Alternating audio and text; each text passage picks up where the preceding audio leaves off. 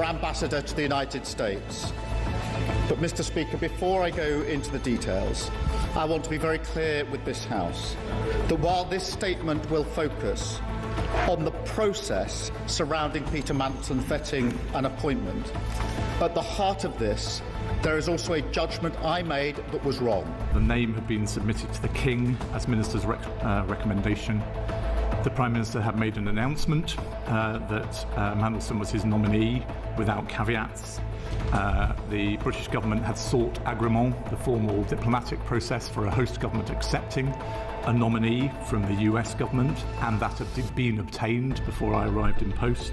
The position taken from the Cabinet Office was that there was no need to vet Mandelson. Mr. Speaker, I know many members across the House will find these facts to be incredible.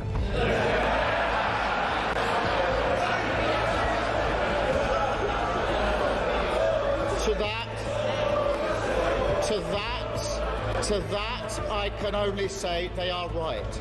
It beggars belief that throughout the whole timeline of events, officials in the Foreign Office saw fit to withhold this information from the most senior ministers in our system in government. This was not due process. Everyone knows the price of misleading the House. Will the Prime Minister finally take responsibility and go? Yeah! Mr. Speaker, let's be absolutely clear. Before Mandelson took up his post, UKSV recommended with red flags that clearance should be denied, and there was high concern that was not brought to my attention or the attention of the Foreign Secretary at the time or subsequently is a very serious error of judgment. She rushed to judgment as she always did, just like the Iran war. Mr. Speaker, I was elected by the British people because they let the country down for 14 long years. Whatever she says, whatever noise they make, nothing is going to distract me from delivering for our country. Across the UK, on DAB+, on your smart speaker, on your smart TV, and on your side. This is Talk.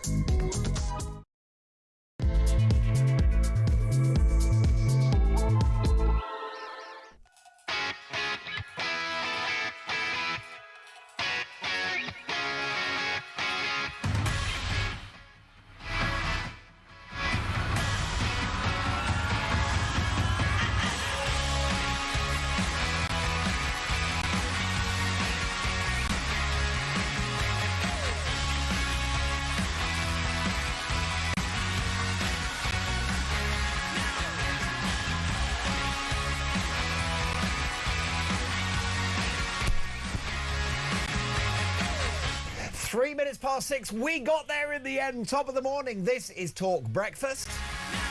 I'm Mark Dolan, and a packed show for you. Breaking this morning, terror attacks are here to stay. Be braced for more, say the authorities, as it emerges that the Golders Green knifeman was known to the authorities and was previously jailed for stabbing a police officer.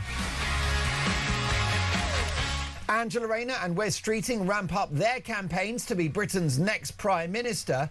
So is Keir Starmer a week away from resignation? In exactly 7 days' time, we will have the results of the May local elections. Is Starmer days away from leaving office? And my question to you this morning is a simple one. Will his replacement be even worse? How do you feel about Angela Rayner being your Prime Minister?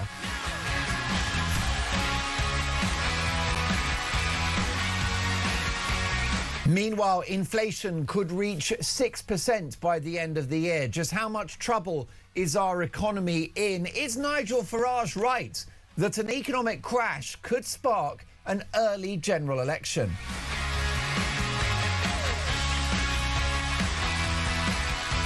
And Ed Miliband wants to scrap your tumble dry. You heard me right. What a load of hot air. We've got the inside story.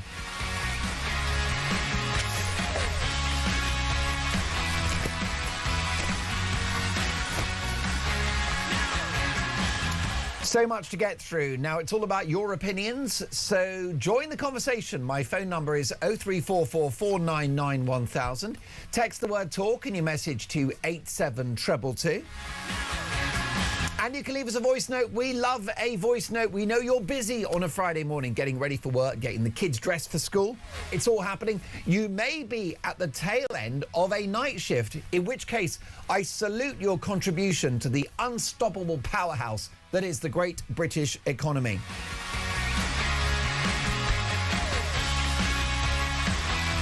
How do you feel about Angela Rayner being your Prime Minister? And have we got to get used to terror? Is terror here to stay in modern Britain? Sholopay's taking your calls, 0344 499 1000. Neha is directing our TV output. You can hear the show on the radio, DAB Plus in app and online, but you can watch Dolan's Dispatch and see my brilliant guests. Just head to YouTube, search Talking Up. We pop Sam's pressing the buttons. And Alicia, who is Talk's Usain Bolt, is executive producing the show. I say that because she's fresh from the marathon. She did it in about 4 hours, 11 seconds. Congratulations, Alicia. Well, we're going to hit a pace today because we've got so many stories to get through. Can't do it without you. As the saying goes, let's talk. And let's kick off with the front page. It's lovely to have your company. The Times newspaper, anyone but Ange campaign against Rayner leadership bid.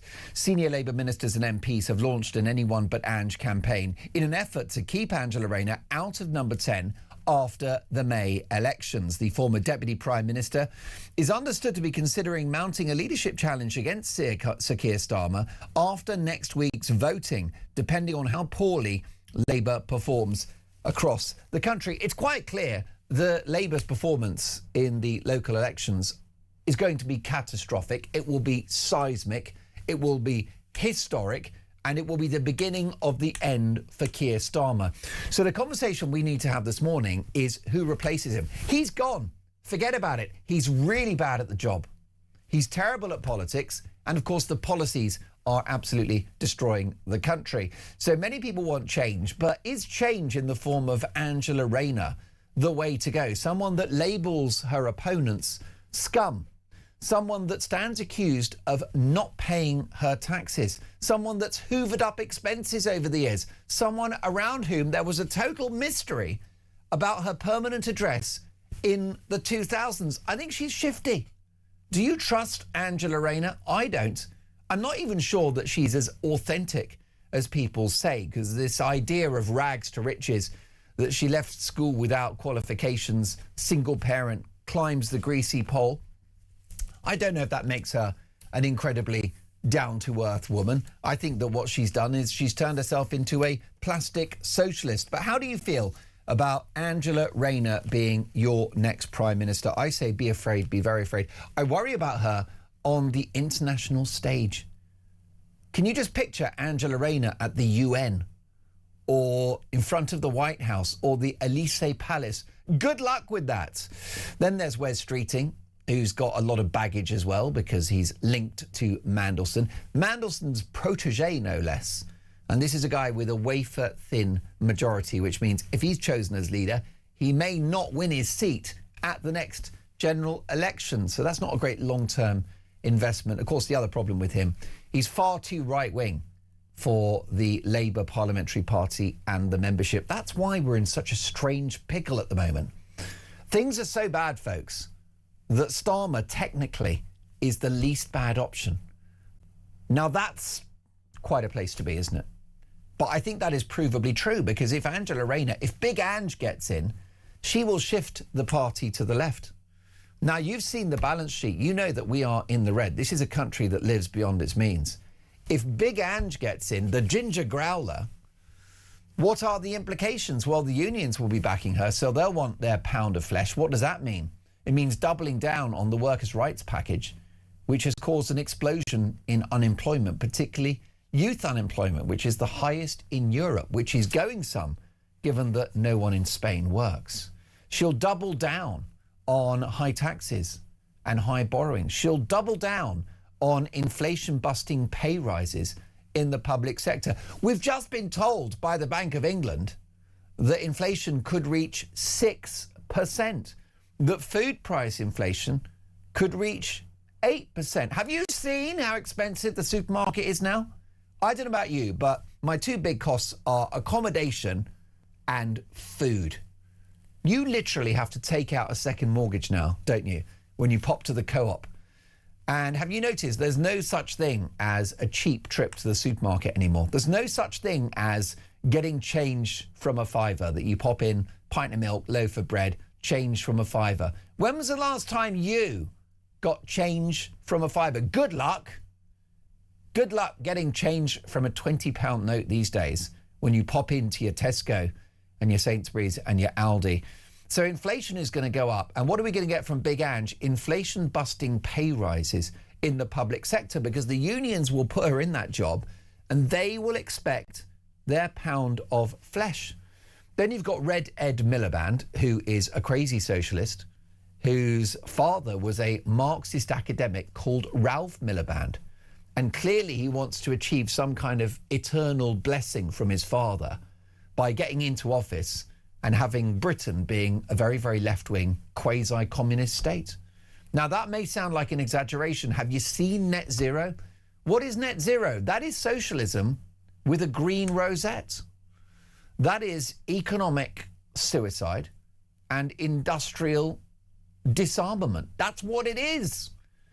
So if Ed Miliband gets in, we'll double down on net zero, which will be the energy supply, and that'll be inflation as well. And it's just a very, very gloomy outlook. You got someone like Wes Streeting, he's on the right. He thinks that the country lives like beyond its means. Well, the membership of the Labour Party and the backbenchers don't want to hear that. It's la, la, la, because they're in an ideological bubble. Because what do they exist to do? They are socialists. They exist to spend other people's money.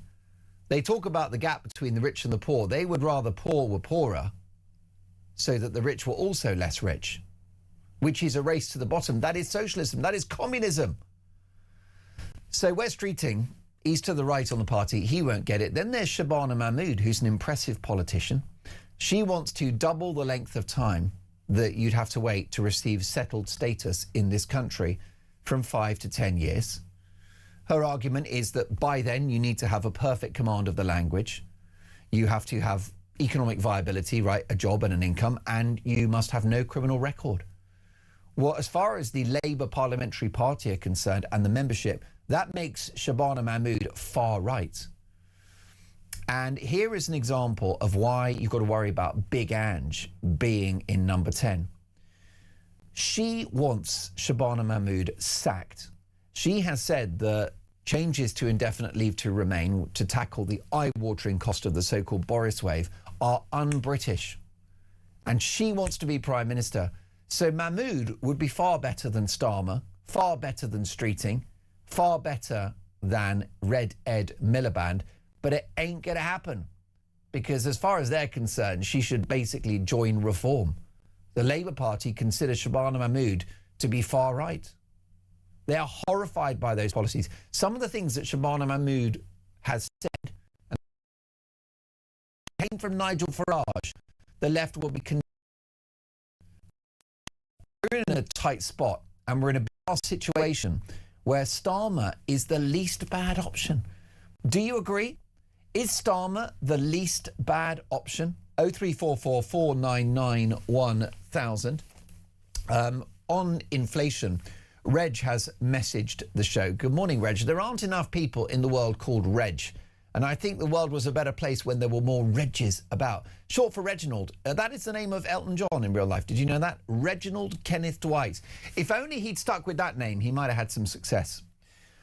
Reg says, good morning, Mark. You're quite right. There's no change for a fiver anymore, as my wife just told me. Everything has shrunk in size. Reg, can you please behave yourself? It's a family show, right? There's kids in the car.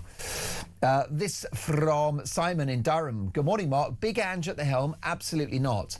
I'm sick of the fact that we're told she's a working-class northern lass rhetoric. Who cares where she's from and what her background is? The Red Queen would supercharge the destruction of our once great country. It looks like we are finished. Mark in Croydon says, good morning, Mark. There's nothing down to earth about that chav Rayner. She wants all things a Z-list celebrity does and is no better than Free Gear Keir for freebies. How she got where she is a mystery. Say no more. Steve says, good morning, Mark. Terror attacks here to stay? I reckon so. We reap what we sow. The globalists need attacks to continue, so we continue to look to the government for our safety as a child does to its parent. This is all baked in to the new world order. Jane, good morning, Mark. Rayner, please, no. White Rabbits, Mark. Good luck for May.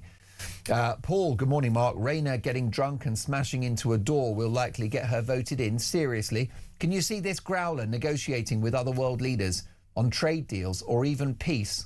Paul in Spain. And Sean in Gloucester, good morning, Mark. What would happen if the attacks were against Muslims? I'll bet there would be a massive response from those that want the Muslim vote. I'm totally fed up with the double standards. Completely agree. Guardian newspaper, PM vows to act against protesters venerating the murder of Jews. Another story in the Times newspaper, UK terror threat severe after anti-Semitic attacks. And whiskey firms drink to the king as US scraps tariffs. The Sun newspaper, Golders Green horror, brace for more terror attacks. The Express, as UK terror threat is raised to severe after Golders Green, a Jewish war hero who's 101 years of age issues a stark warning. Anti-Semitism reveals diseased minds and corrupt societies, and it eventually leads to the Holocaust, which we must not only learn about, but never ever forget, so that it can never happen anywhere again. I'll get to more front pages next. You are listening to Talk Breakfast.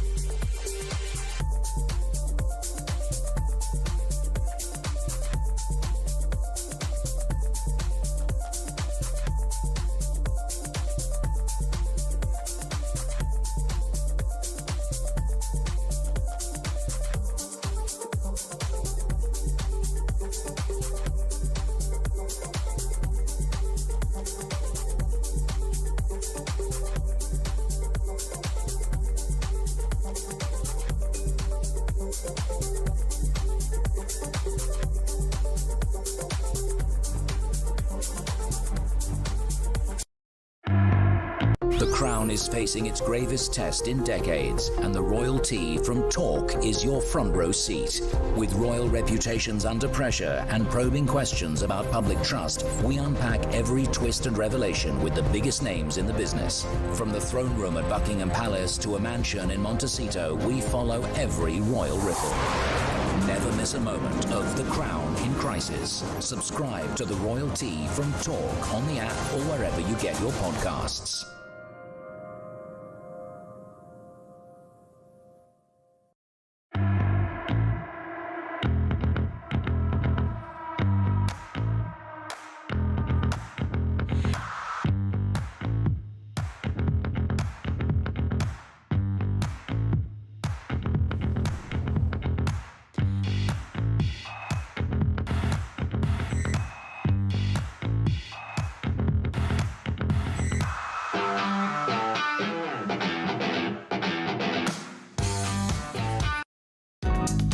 across the UK.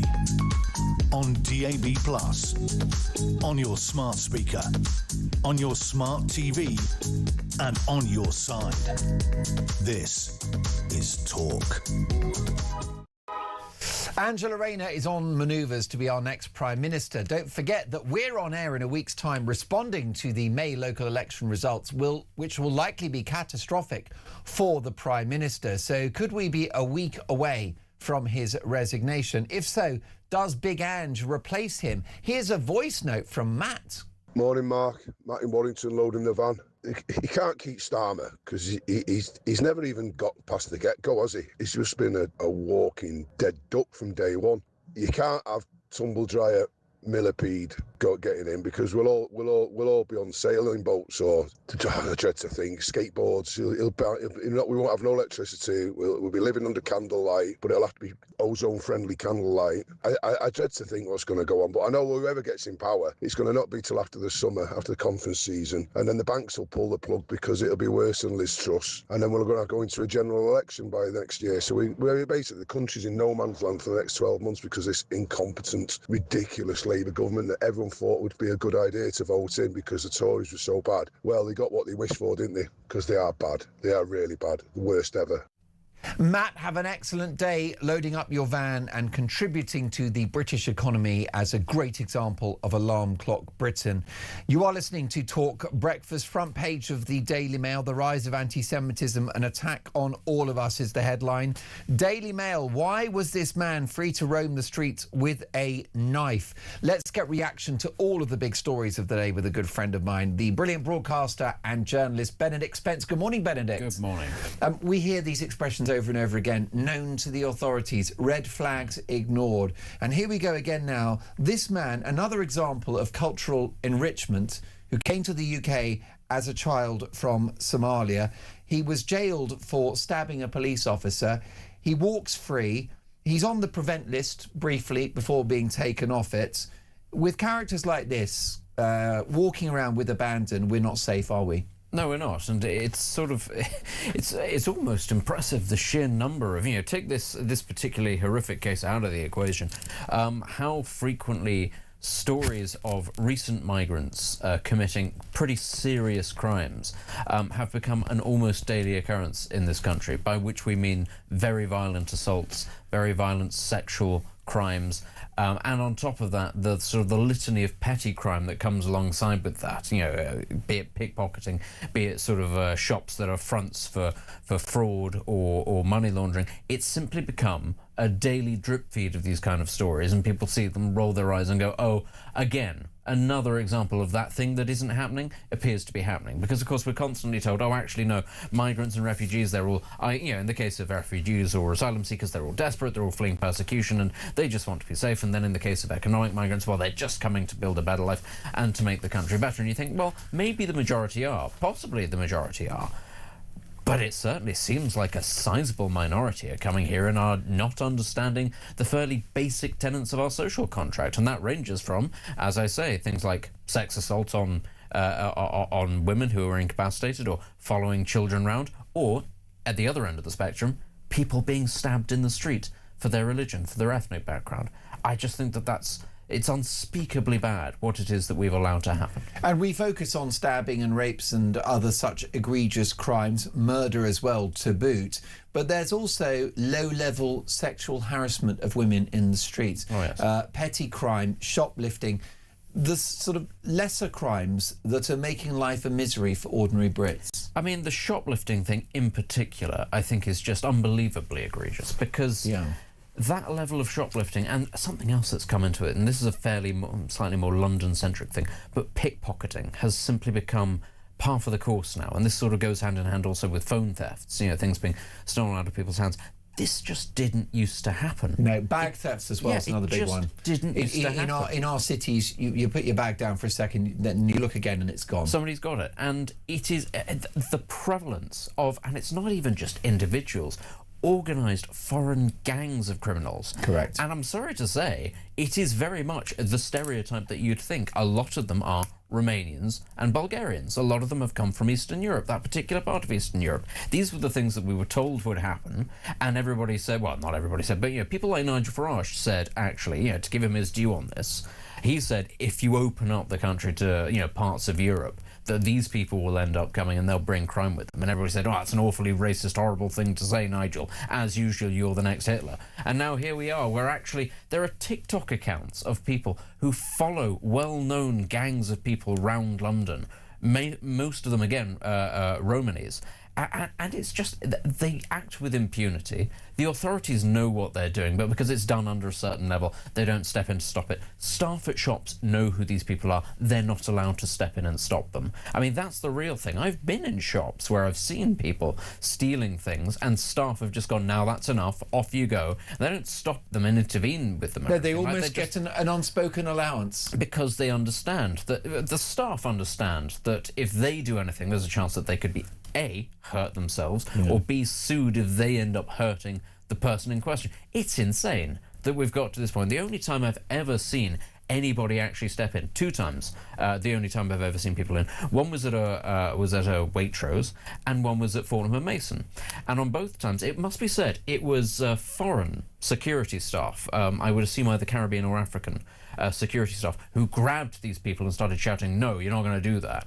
And members of the public then intervened on behalf of the thieves. And that's the insane thing, is that we've almost got this permissive attitude now in this country where we allow it, we tolerate it, even though we know it makes us all miserable. But that's sort of, as you say, getting away slightly from the actual story, which is, of course, this stabbing. This is somebody who, as you say, brought to this country from war-torn Somalia, and has repaid our kindness with not just this particular stabbing, but he's also done it before. It turns out he's got form on this. I mean, it's truly staggering. That's right, and then taken off the prevent list, even though presumably so that prevent can focus more of their energies on the imaginary far right. Oh, of course, that's always the problem, isn't it? And the irony of that is that you will get the far right at some point. Maybe not in this country, very true. But certainly in a European country at some point soon. Money is always on Germany. But I'm slightly joking, but I'm also not joking. It's the thing, because I do think that things have got to a point in that country as well where, I mean, you see the prevalence of the AfD there. I mean, they are much further to the right than Reform are. Yeah. Why should we be surprised if something were to happen in that country where actually eventually the populations of a civilized European country turn around and go, this is not in fact what we were promised, and this is not what our tolerance should be rewarded with. And I really do think very strongly that in many ways Reform are a pretty tame response to what's been going on in the grand scheme of things. And everybody who labels Reform far right and all that, be careful what you wish for, because if we continue down the path of going the far right are on the march and we're going to double down on all of these things that facilitate them, well, you're going to get them sooner or later. Most definitely. Met Police accuse Polanski of stoking tensions. This is the front page of the Daily Telegraph. And the leader of the Green Party, Captain Cleavage himself, Zach Polanski, who has been condemned by the head of the Met for retweeting criticism of the police's response to this alleged terror attacker in Golders Green. I think the complaint was that you're kicking this man in the head whilst he's on the ground and incapacitated. This is a man that tried to kill 2 Jews, and the leader of a national political party in this country condemns the actions of the cops, at least indirectly. Yeah, let me be clear.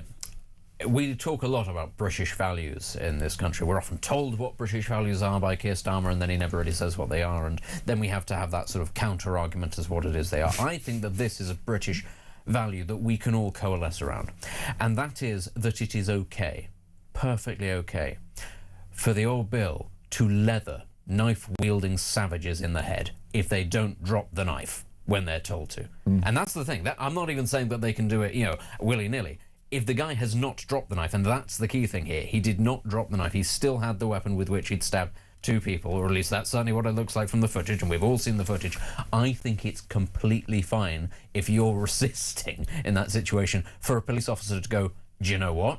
I'm going to make you drop that knife. I think most people would go, yeah, the way to not get kicked in the head by the police is probably to not go around stabbing Jews. That would be half the battle, but this tells you something about the mentality of the left, especially perhaps the radical left like the Green Party, that they have sympathy, effectively, for the terror attacker. How can you have any sympathy for this man who may have killed 2 men? But this is at the heart of everything that's the problem in this country, and that is that the perpetrators are in themselves somehow the victims. Victims of circumstance, victims of oppression, victims of systemic racism, victims of systemic poverty. That's always the argument that's given. That's why people are allowed out of prison so early in this country. That's why we have an epidemic of crime from amongst also the native population of this country. You know, any police officer worth their salt will tell you, listen, we know where a lot of the crime is actually committed because we can pinpoint it down to a certain number of individuals, and you can pretty much guarantee that they're responsible for it. But the response to so much of that from people on the left is to say,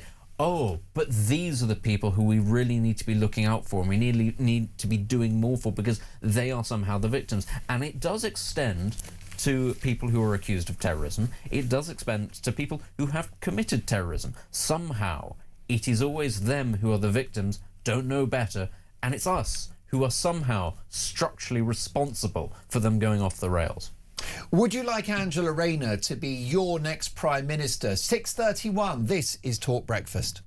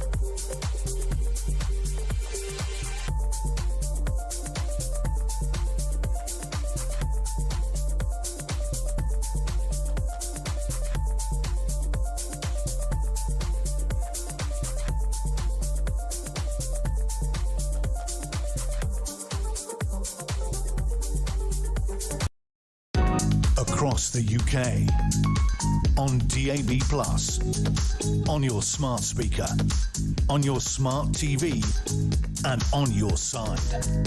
This is Talk. You are listening to Talk Breakfast. It is 6:34. Michael says, good morning, Mark, and good morning, Benedict. Listen to the Nottingham inquiry and you will understand why the Golders Green knifeman was allowed to walk our streets unhindered. Lessons learned is a joke.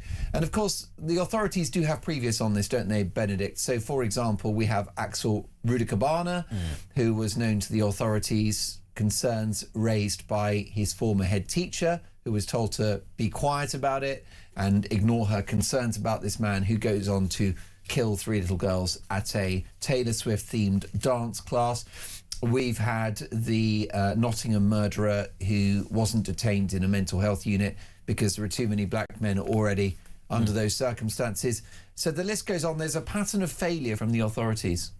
There is, and again, I think that a lot of that goes back to the idea of, it's that expression, isn't it, be kind, that sort of really pernicious phrase that was just sort of lobbed about at all of us about 10 to 20 years ago, that actually that's what politics and that's what life should be about, being kind. And in a bid to be kind, we have tolerated the worst kind of cruelties on innocent people. Now, it's interesting to highlight the mental health element to this, because Axel Ruda-Cabana and Valdo Calacane clearly were people who needed to be in padded cells. They were needed to be institutionalized, and frankly we needed to be honest and say that these people with such bad issues that there's a good chance that they would never have been released anyway. The whole idea that there are too many black people or too many people of any other sort of ethnic background in a position where they're being incarcerated and therefore we need to get away from that. You don't help these people by doing that. You don't help mentally unstable black men, mentally ill black men, by going, oh, well, there's already too many of you in prison, so we're just going to leave you on the street. Because as much as anything else, in those cases, they committed atrocities against other people, but they can also harm themselves. This is something else that never seems to be taken into account. People with paranoid schizophrenia or obsessive behaviour and who are very violent are just as likely to commit damage against themselves, to hurt themselves. How is that being kind? Forget Absolutely. the rest of the public. How is that being kind to them? Well, they call it pathological or suicidal empathy, do they not? We have breaking news, which is that the authorities are telling us a 45-year-old man has been charged with 2 counts of attempted murder and 1 count of possession of a bladed article in a public place after Wednesday's attacks in Golders Green. What that means legally is we can say less about this particular case now, but I will bring you up to speed that a 45-year-old man has been charged with 2 counts of attempted murder and 1 count of possession of a bladed article. So going forward, we can only really discuss the wider themes of this story, and it's the fact that we now have to get used to terror as a part of our daily lives. I would argue as a result partly of unchecked mass immigration, importing people into the country who have a hatred of Western values, a hatred of Jews, and a hatred of everything that we stand for. And the elephant in the room, folks, is Islamism. Yes, you have the far right. Yes, you have people with mental health issues, but it is the truly anti-Western ideology, the toxic ideology of Islamism, which will be our undoing. So how do we fix it? Can we get the genie back in the bottle? We shall see. More front pages, and we've got lots of politics. The I-Paper, Benedict Spence, Angela Rayner's warning to Starmer. More and more young people are feeling hopeless. You've also got more stories about Rayner in other front pages, very much with a sense that she's on manoeuvres. Is she now in pole position to become our next Prime Minister? I think if her little issue with HMRC can be fully resolved, then actually yes, I think that she is the most likely person to be parachuted into that position. I think that a lot of this is based on misconceptions about her popularity and her relevance. There is a perception, excuse me, within Westminster that she's deeply popular and that she's real salt of the earth and represents lots of people north of Watford Junction. It's not true. Actually, a lot of people are pretty scathing about Angela Rayner. They think that she's something of a lightweight intellectually and something of a self-promoter. Or at least that's always the impression that I've got from traditional Labour voters whenever I venture north of Watford to talk to these people. And also lots of people don't see her as a working-class hero either. Not at all. And they don't like the fact that she was investigated or has been investigated over her tax affairs. They don't like the housing situation, and they just tend to think actually that it's a bit insulting that they're all being lumped in together with this particular person. Whereas, obviously for the media class in London, the story of a single mother at 16 who's sort of done good is more important than the substance behind it. And nobody's saying that her rise is not in some ways very impressive given her inauspicious start, but that's not a good enough reason for somebody to become Prime Minister. But the reason why the party might make her Prime Minister, is more likely to than anybody else, is because she's simply further to the left of Keir Starmer. That's what a lot of this boils down to. That's why the only other person I'd say is a pretty good option, or when I say good option I mean likely, is Ed Miliband, which would be an insane thing to do given that the country has already roundly rejected him as a possibility once upon a time.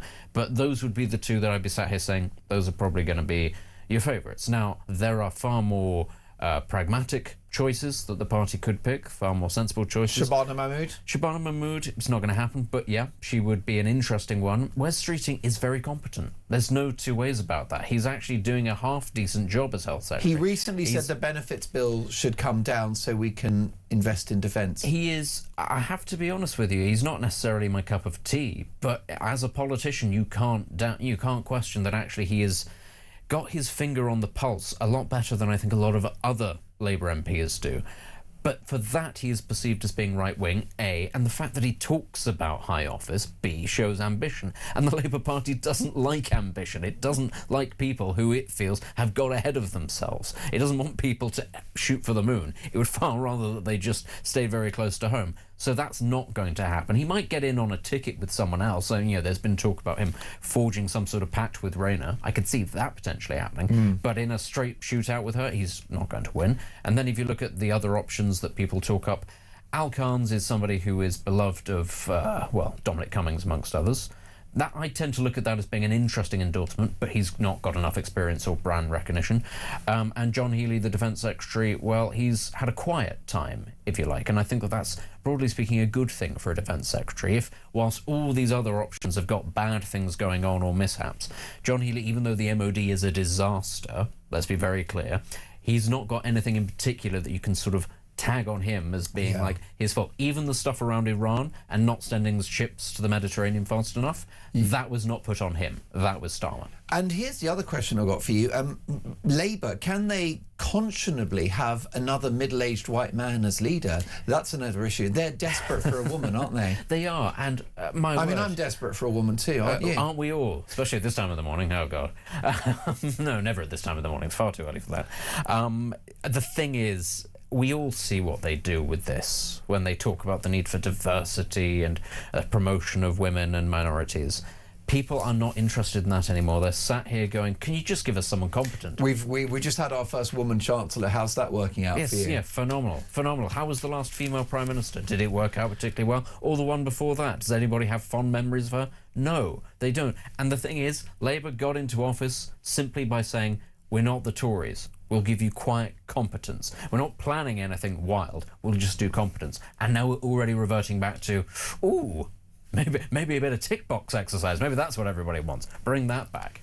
Also, hasn't Angela Rayner got a nerve with this headline, Rayner's warning to Starmer, more and more young people are feeling hopeless? Could that be because the minimum wage for young people has increased by about 30% over the last 5 years, partly because of her policies, which has led to the highest youth unemployment in Europe, which is going some because no one in Spain works. Yeah, now hiring laws make it much harder to actually take people on in the first place because you don't get the opportunity to potentially let them go. Once you've hired somebody and it turns out that they're feckless because it's their first job and they don't know what they're doing, you have to kind of keep them on for a very long time. So you've got that sort of pincer right there. That is, as you say, meaning that lots of young people aren't actually even, forget getting on the property ladder. They're not even getting into the workplace. Marry that with the pushing of the ease with which one can get incapacity benefits because of mental ill health and pushing on everybody, isn't everything tough? Do you have mental health? Doesn't matter if it's good or bad. Do you have it? Great, okay, now you can go on the benefits. It's no wonder people are feeling helpless. They've not got that many options that sound good to them. But the response, I'm afraid, from Labour has been, let's expand the welfare take. Let's expand how much we just give people to sit on their backsides and do nothing. Oh, and by the way, let's not make it easier for them to get into work or to get on the housing ladder. Let's not do anything about the tuition fee scandal. Let's just do that. Let's just tell everybody what's happened is you're really sad and you need medication, and don't worry about work because we can get those people from Ghana or wherever. Let's take a call from Elaine first, if we can, because Elaine is concerned about where we're at with the Labour leadership. Good morning, Elaine. Good morning, Mark. Nice to see you on TV again. You're my favourite. Oh, you're so kind. Well, you're my favourite too, Elaine. How is gorgeous, sunny Bournemouth this morning? Oh, lovely. It's warm. It's real good summer at the moment. Yeah, it's going to be a scorcher today. Are you gonna hit the beach? I generally do a lot of time in the garden, but I use the beach to go walking and things like that. But yeah, I'm in the Southbourne area, which is nice. Lovely, lucky you. Well, Elaine, what do you make about the Labour leadership? Is Starmer the best of a bad lot? Oh, no, he's definitely the worst of everything, apart from the Green leader. But I think even he might be a little bit up from... No, Starmer's the worst. But having said that, if we do have a new leader, they will have to call a general election. It's only right. And I think the people would decide that, the people would force that. I think it would be forced. Should that be a new rule that if there is a change of leader in the governing party, you get an election?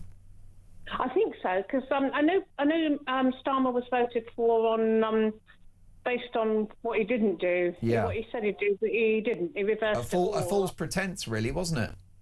It was. So he's there under false pretenses with that majority, and so he needs to go anyway. And maybe he'll call a general election. If he wants to stand down, he might decide to call a general election. You couldn't rule it out, could you? I mean, we're going to be on air in a week's time, Elaine. We'll be responding to the local election results, which are likely going to be catastrophic. There's no way that Starmer stays in post, is there?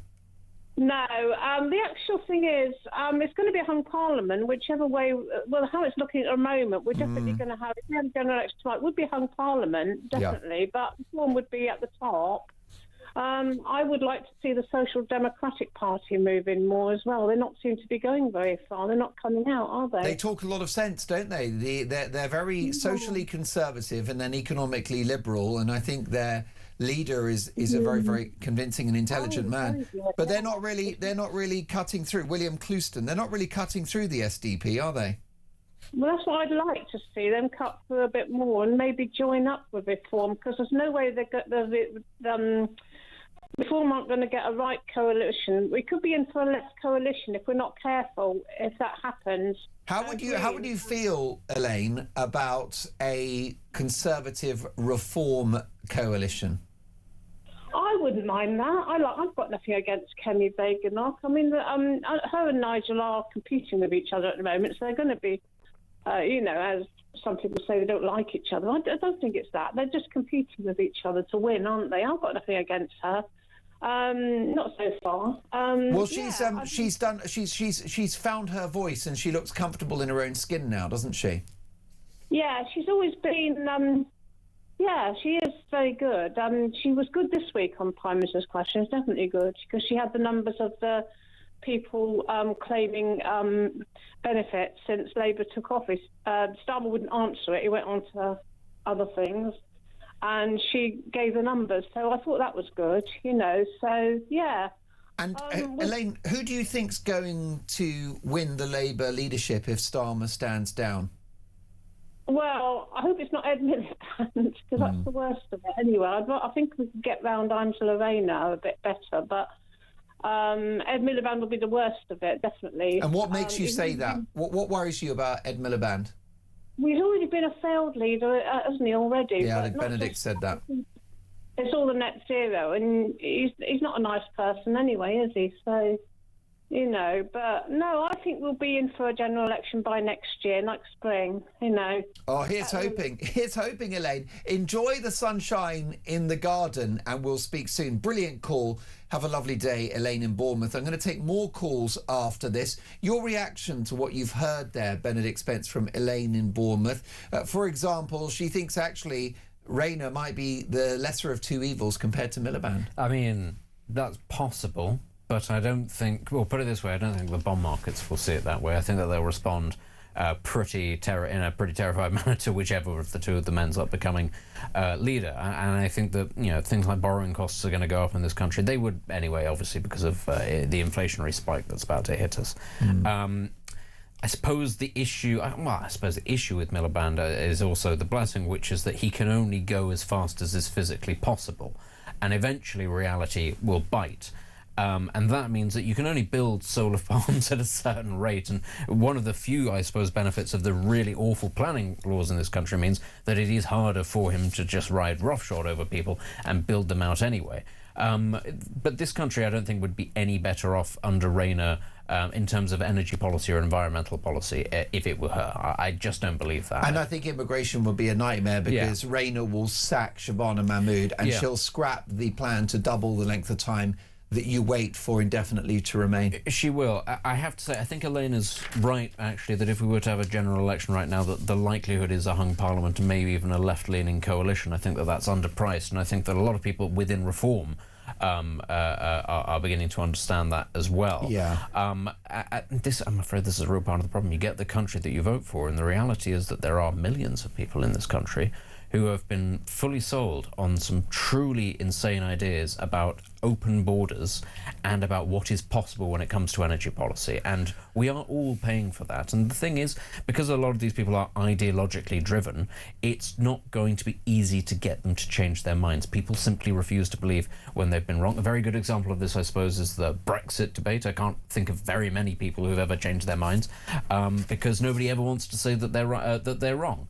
Even in the face of overwhelming evidence. And I think that that's a real problem for our politics. Chris has messaged the show. Good morning, Mark and Benedict. Yes, I do want Angela Rayner to be our new PM. In 2022, she argued that Rishi Sunak's appointment was a coronation rather than an election, and the public deserved a say. She said the people of this country now deserve us to go to the electorate. Let them have a vote. Well, if she's coronated, surely she will stick by her convictions and call a general election. Do you want Angela Rayner to be your next Prime Minister? This is Talk Breakfast.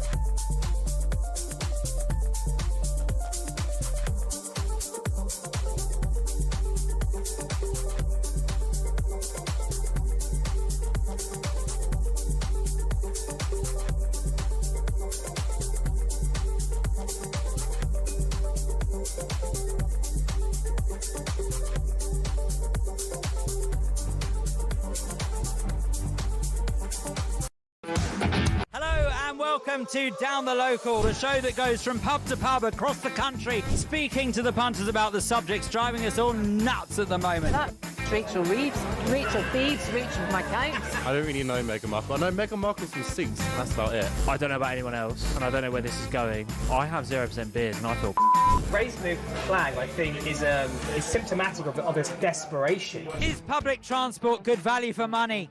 No, it isn't. You really don't like speaking to people.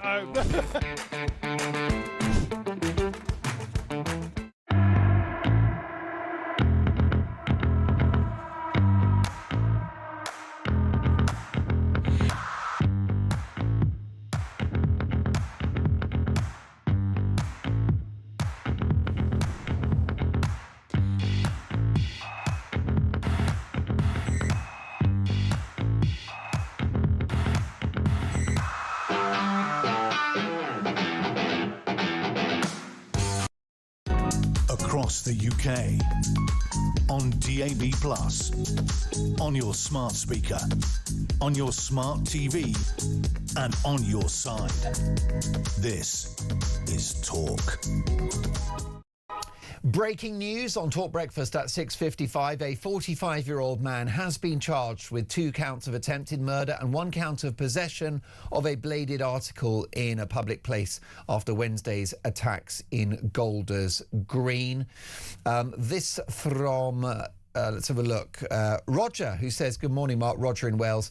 Why isn't it in the interest of the British people and British safety that every person on an MI5 watch list is deported? Thank you for that. Is Angela Rayner going to be our next Prime Minister? Here's a voice note from Ian. Hi, Mark. It's Ian from East Grinstead. Angela Rayner for PM? I'd love that, just for comedy value. It would just make watching the news so much more light-hearted and enjoyable. Yeah, it would be entertaining. She's certainly box office, isn't she, Benedict Spence? She certainly, I tell you what, she certainly gets conversations going. People certainly have opinions about her. And the thing is, one can also say, I've been very critical of her, actually, this morning I have. But, you know, many people who have met her in person have very positive things to say about her as well. And I thought it was interesting how there's the story now doing the rounds about her getting drunk in a Commons bar the other night and knocking into a door and breaking it. And on some level, especially in the aftermath of the new Green MP, Hannah Spencer, saying, isn't it awful how much people drink in Parliament? I can smell the alcohol. Doesn't sit well with me.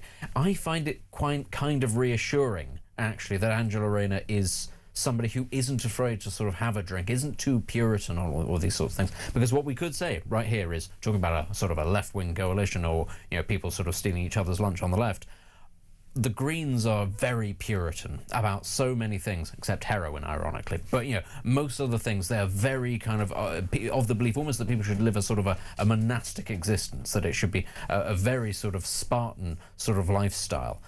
I don't think you're going to get that from Angela Rayner. I don't think you're going to get that from a lot of traditional Labour MPs, sort of from working class backgrounds, who actually do still understand the value of community and the role that alcohol and pubs play in that, which is therefore why it's slightly irritating that they are not, in fact, pushing the revival of the Great British Pub, especially in the summertime, when the pub is the best place to be. And you and I were talking about this earlier. What we all really want is to be in the pub at about 3 in the afternoon. You know, lunchtime drinking should make a comeback, and you won't get that if you get a Green government. That's all I'll say. You get heroin at lunchtime, but no pints, and that's the wrong way around. I couldn't agree with you more. I'll drink to that. Mike in Glastonbury. Good morning, Mark, and good morning, Benedict. I can't imagine anyone worse than Rayner to become Prime Minister. Can you imagine her trying to communicate with Donald Trump? He would need a translator. Let's take a voice note on the Labour leadership. This is Debbie. If there is a fight, say just how Angela Rayner goes for it, do you not think maybe Starmer, out of spite, would call a general election just for the fact he knows he's gone? Why should he give it to them? I just think he's the type that would do that, because he really don't want to be hoisted out. He's got no intention of going anywhere. But if it comes to where he's pushed out, I just think he might force a general election. Could be wishful thinking. What do you think of Debbie's point there? I don't think that he would do it. The difficulty is, and I tell you what, if he weren't to do it, actually, people, I think, would respect him a huge amount, and I think that actually he would then have set a precedent that many people would look at everything else that's gone before and go, oh, but he did do one good thing, which was set the precedent of, I'm a Prime Minister, I'm on the way out, and I'm going to give it back to the people. The problem is the Labour Party is not going to do that. They've waited far too long to get into power, and even if he is being ousted, he's not going to want to irritate and isolate the entirety of the political movement that he has spent his whole adult life climbing to the top just because things didn't go his way. Because as much as anything else, he will still be looking at, you know, the way that politics works in this country and thinking, it's not necessarily over for me yet. Plenty of former Prime Ministers have lives, be it in the Lords or wherever, where they can still be respected and useful. Now, that might sound strange to say about that, about Keir Starmer, where we're currently sat, but stranger things have happened. Look what happened to John Major and Gordon Brown. Rob in East Yorkshire. Benedict is brilliant. Well, we know that. He also adds a great show. I don't care who succeeds Starmer, whoever it is. Labour are moving further left, so bring it on. The sooner they ruin the country, the better. Their rejection by the electorate will be more decisive and will increase the chances of a reform Tory government. What do you think about that? Do you like the idea of a Tory reform coalition. And is Ange our next PM?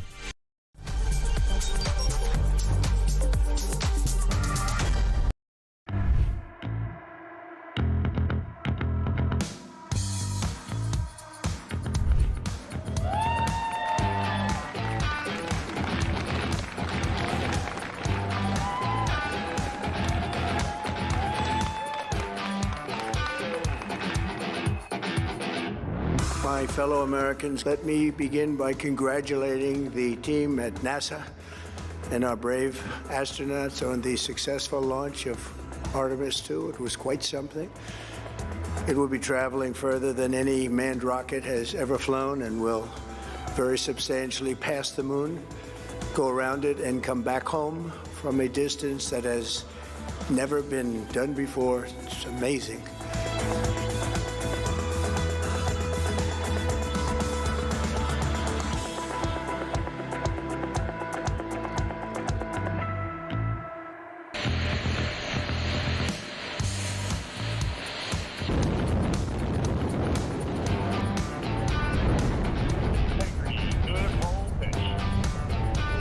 Roger, roll pitch.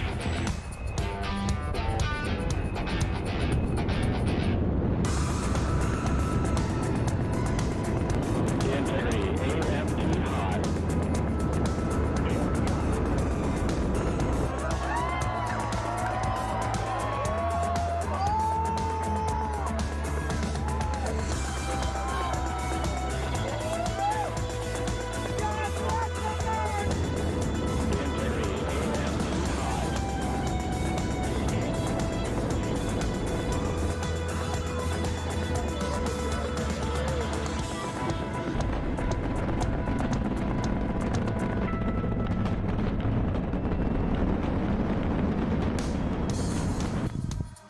Due to that suit being pressurized and expanded, as well as the umbilicals being connected. We are now falling to the moon rather than rising away from Earth. It is an amazing milestone. We are standing by for the Integrity crew aboard Orion to surpass the Apollo 13 record. Integrity, we're now resuming operational audio contact.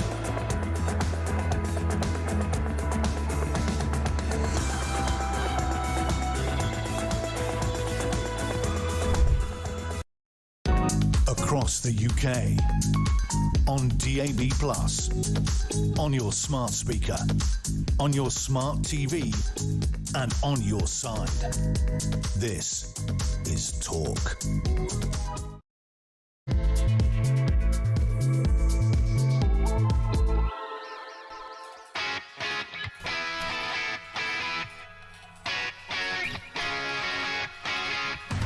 Top of the morning, 3 minutes past 7. This is Talk. I'm Mark Dolan. A very big 3 hours to come. And let me tell you that we have breaking news. A 45-year-old man has been charged with 2 counts of attempted murder and 1 count of possession of a bladed article in a public place after Wednesday's attacks in Golders Green.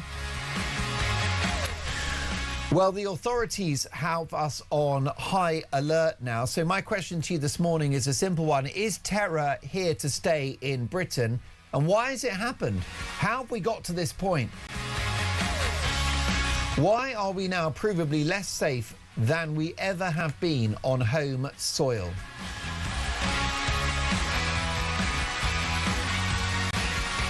Meanwhile, Angela Rayner is ramping up her campaign to be Britain's next Prime Minister. Is Starmer a week away from resigning?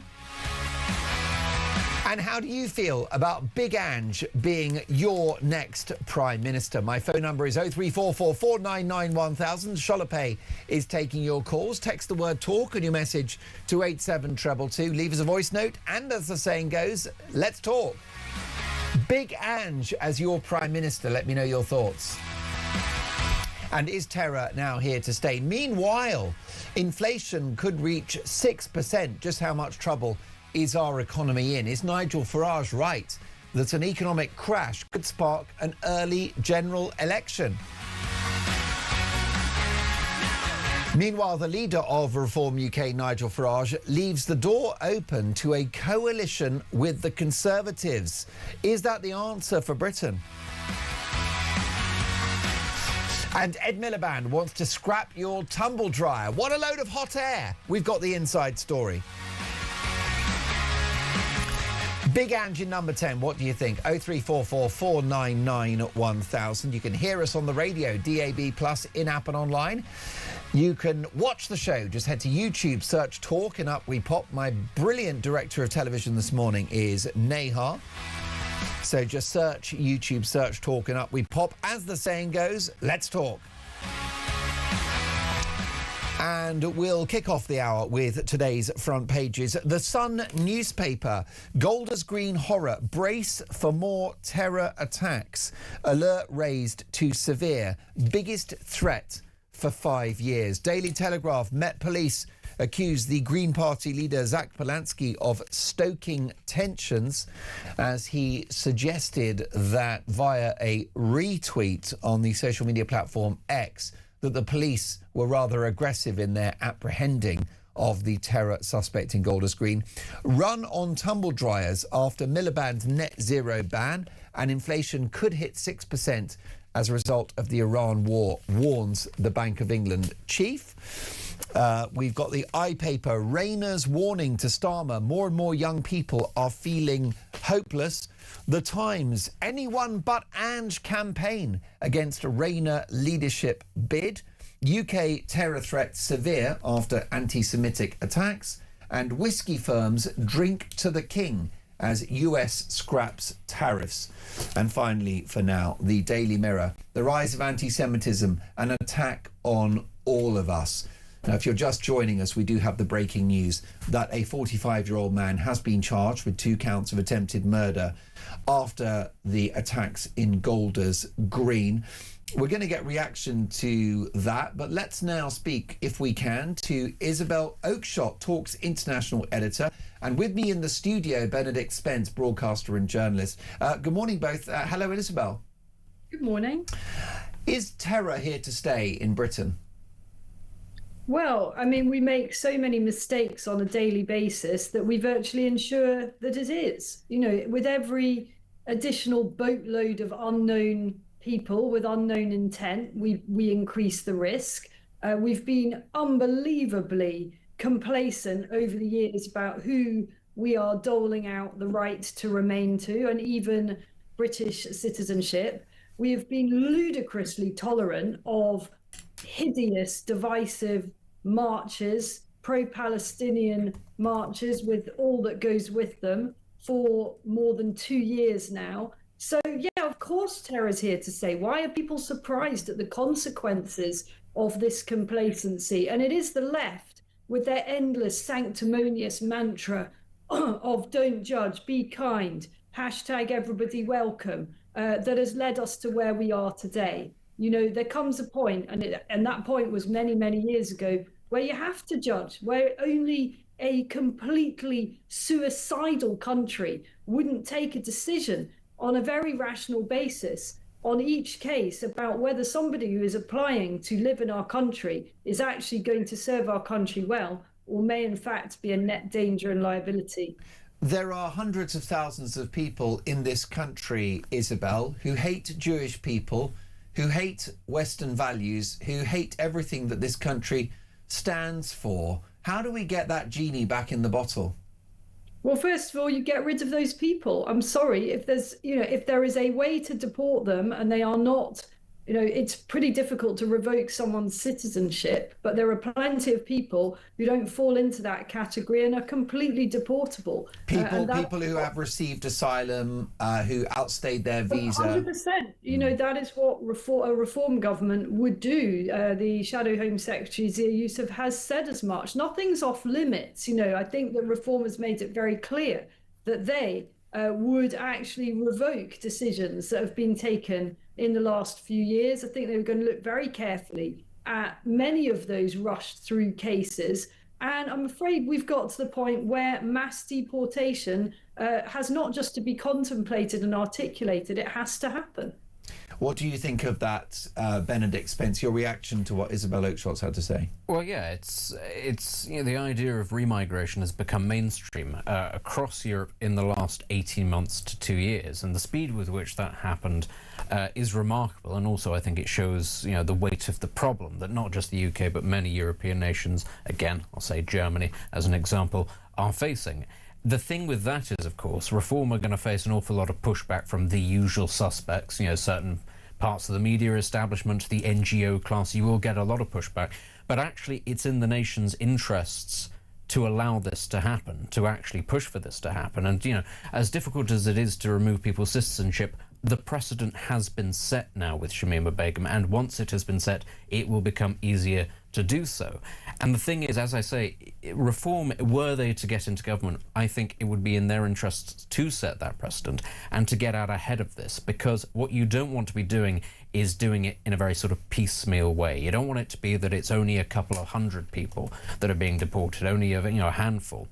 Because at the same time, migration will continue, and you will continue to see an increase in dissatisfaction with the UK, with lots of members of different migrant communities, because it is deeply baked in. If you want to avoid a situation, and this is the insane thing why I find it so insane that Labour and the Conservatives failed to address this for so long. If you want to avoid the far right, as we're always told, getting in, you need to get ahead of this. And that's what Reform will have to do. They will have to, if they get into government, get ahead of these problems. And they will need to be firm. And some people would say rather harsh, but that is what is needed. Because if you don't stem the tide, somebody else eventually will come along who will. And I think Farage has actually said this himself, is that actually people, label him far right. He is not. And they ought to be careful about that, because what he is basically holding back is something that could become mainstream. We've seen this in Germany with the AfD. We see it all the time in France with the Front National, or the National Assembly, or whatever it is they're called now. Italy elected a far-right government, decided it wasn't far-right enough, and went even further to the right. Now, that government has drifted to the centre over time. Nevertheless, to say that it just couldn't possibly happen, certainly, it absolutely could. Meanwhile, Isabel and Benedict, Nigel Farage has opened the door to a coalition with the Conservatives as Reform UK's poll ratings plateau. Speaking to broadcasters on Wednesday, Nigel Farage was asked whether he would consider an arrangement with the Tories to enable the right to take power after the election. He responded, "Let's see." Do you think, Isabel, that Reform have hit the glass ceiling in terms of public support? Not at all. Not at all. I think that next week, when we get the results of the local elections, we can have this conversation again. I think that there will be surprises on the upside for Reform next week, but we are in an election period, so I don't want to trumpet that. People can make their own decisions. Other parties are available and they have their own and differing agendas. I was a bit surprised that Nigel said that, but he can be unpredictable depending what mood he's in. Maybe he was feeling particularly impressed by Kemi that day. There's no love lost between those two. I can't imagine how they could ever work together. Now, if the personalities were different, and perhaps you had a different Conservative leader who was an actual Conservative, then why on earth wouldn't that happen? Well, there is a small matter of the fact that the Conservatives have brought the country to the state it is in now. Of course, Labour has made it a whole lot worse. But I, for one, can never forgive what the Conservative Party has done to our country. And I know that many, many Reform supporters feel precisely that way. Never forgive, never forget. Does that mean that you could never work with a Conservative Party if the alternative was the absolute Armageddon that would be associated with a coalition of rainbow-coloured Greens? Well, of course not. Pragmatism will always win the day. But Reform sets out to win on its own merit. However, Kemi Badenoch has taken her party, shifted it rightwards, hasn't she, Isabel? Talking about exiting the ECHR, £50 billion worth of spending cuts, going on record as saying all cultures are not equal, considering a ban on the burqa, suggesting that Axel Rudikabana's parents could potentially be deported. This is not the language of a one-nation Tory, is it? Whatever. I honestly, I don't care what the Conservatives Isabel, you're like, talk to the hand because the face ain't listening. They had 14 years to do this. I'm not interested in their faux proclamations of right-wingery at this point. The reason that Reform has been so successful is because the Conservative Party is not even conservative, never mind truly right. Hasn't that changed under Kemi? I mean, she is a natural conservative. She experienced socialism growing up in Nigeria.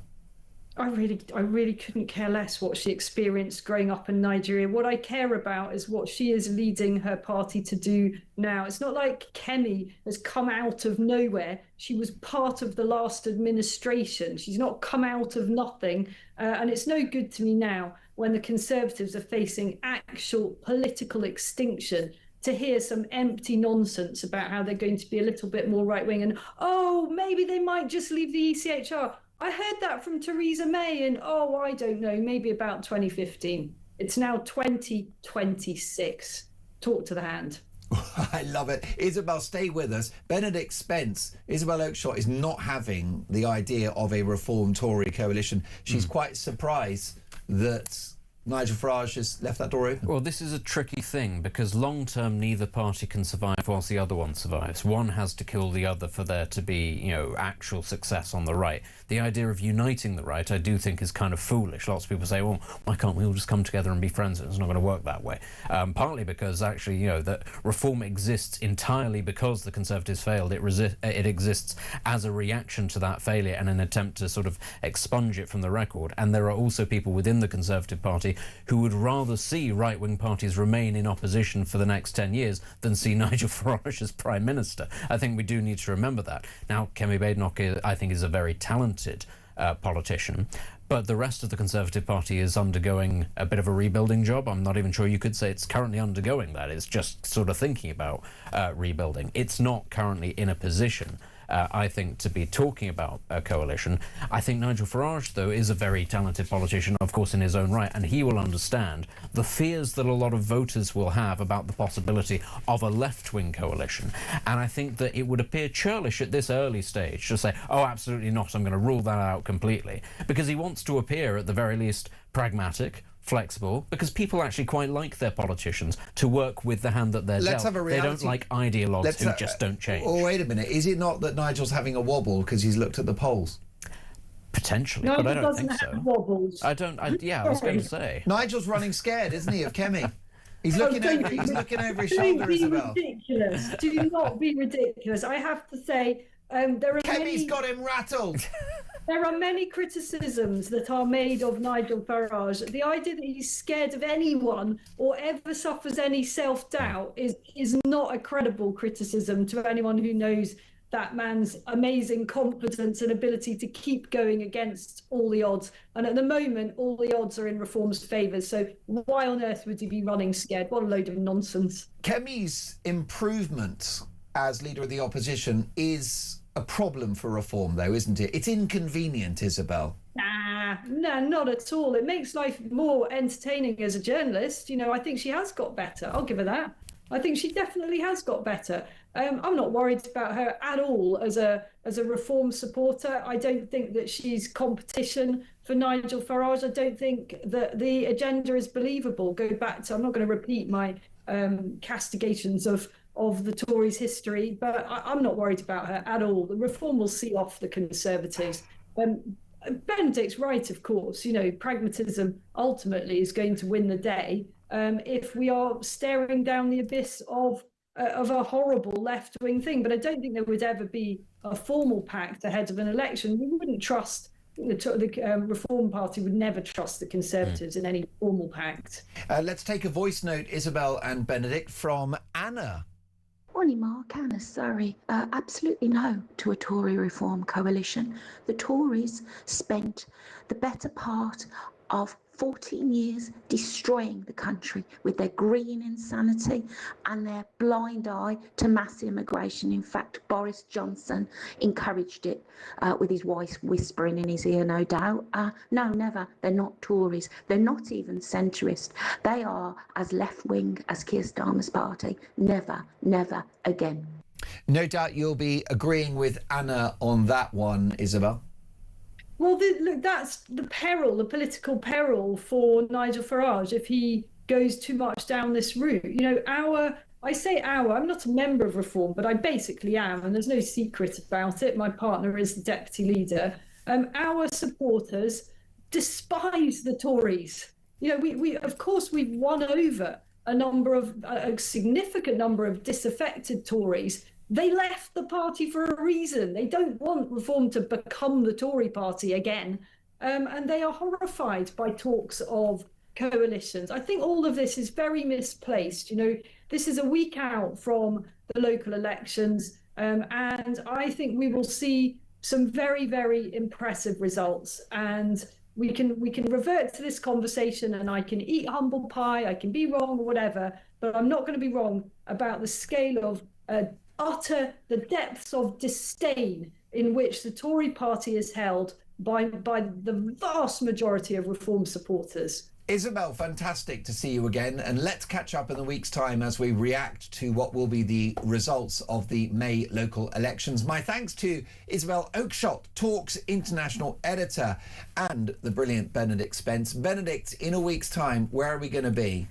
Well, we're going to see, I think... actually, no, in terms of what? I think it's very broad. Because we'll be waking up probably to electoral Armageddon. What I was going to say was, did you think that there was a possibility that we could lose a Prime Minister before? Because in this game, actually, there's every chance that you could. I do think that Labour are going to take an absolute pummelling at the local elections. I think Reform are going to do very well. I think the Greens are going to do very well. But I don't think that that's necessarily sort of a preemptor for what's going to happen later on. I think at the locals... you'll see Labour and you'll see Greens and you'll see Reform and you'll see Tories taking chunks out of each other because they don't really care too much about dealing each other blows at that level. It's very different to, say, the national level, where I think when it comes to a general election, I think you'd be far more likely to see Lib Dems, SNPs, Labour and Greens doing non-aggression pacts with each other in the interests of keeping out Reform and the Tories. And I think Isabel's right. I don't think that there would be a formal pact between the Tories and Reform. But that's going to be what they're up against, is that you're going to have these two parties who do really dislike each other against a side that has no scruples, absolutely no question about it. They would be happy to horse trade in the interest of keeping those people out. And that's going to be a really awkward conversation in a couple of years' time, or possibly sooner, if Farage is right about a national crisis. Well, that could be very interesting. You always go down a storm when you join us. We'll catch up very soon. Benedict Spence, broadcaster and journalist, a very, very interesting set of views he's had. What about a Reform Tory coalition? Best of both worlds or a double nightmare? Here's a voice note from Big Tony. This Reform Tory emergence, I'm not getting this at all. I don't like the sound of the Reformatives. I think people are way too quick to forget about what the Conservatives did over the last 14 years before this shower got into power. Getting into bed with the Conservatives will be just getting into bed with the blob. Yes, I like Kemi Badenoch. I think she's good. She's the right leader, but at the wrong time, I'm afraid. It doesn't matter what Reform and Conservatives wants to do. No one person, that's Kemi, is bigger than the party, and the party will stop everything. I think the only thing that we can stand a good chance of doing is Reform, Restore and Advance coming together, and I think that's the future, mate. Interesting, Tony, thank you for that. What about this, folks? Would you like Angela Rayner to be your next Prime Minister? 7:23, this is Talk Breakfast.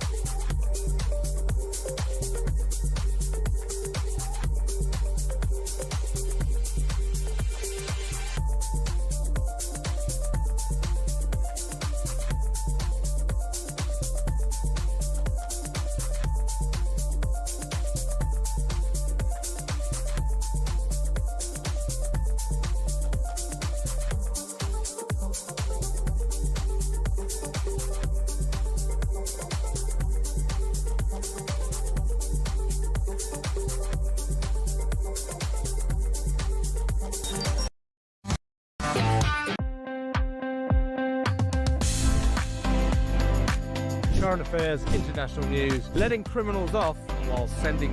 Oi! Oi! You shut up.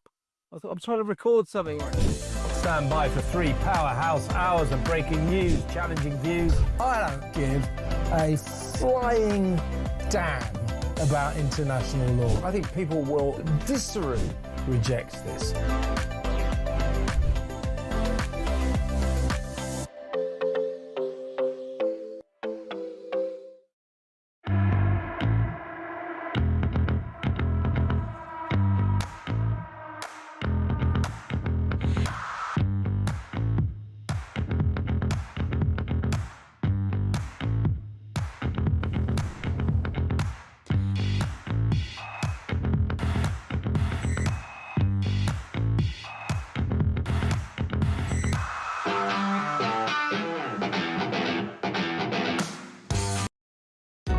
Across the UK, on DAB+, on your smart speaker, on your smart TV, and on your side.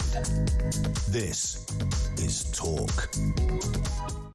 Talk Breakfast 7:26. Mark Dolan with you until 10 a.m. Dolan's Dispatch at 9 a.m. Would you like Angela Rayner to be Britain's next Prime Minister? Here's a voice note from Damon. I don't think Angela Rayner would make a good Prime Minister, to be quite honest. I think she's a walking disaster area. But the fact remains is, it doesn't matter who's Prime Minister, all of Labour Party, the entire Labour Party, need to be gone. The only one good thing with Angela Rayner is, if she did get into Prime Minister to be in the keys to number 10, she might just tell all the workers not to pay any tax. That would be nice, wouldn't it? Most definitely. Look, thank you for that voice note, Damon. The Sun newspaper, Golders Green horror, brace for more terror attacks. Alert raised to severe, biggest threat for 5 years. Is terror here to stay? Peter Blexley is a former Met police detective. He joins us now. Good morning, Peter. Good morning. Have we got to get used now to the terror threat in our country? Oh, yes, we have. But the harsh reality is it's been around all my life. Ever since I was a child, I was always taught to be aware for unattended bags on trains and the underground, as the IRA posed such a threat. So I'm afraid, really, it's a price you pay for living in a functioning democracy. There will always be people that hate us, that hate our freedoms, that hate our way of life, and want to do us harm.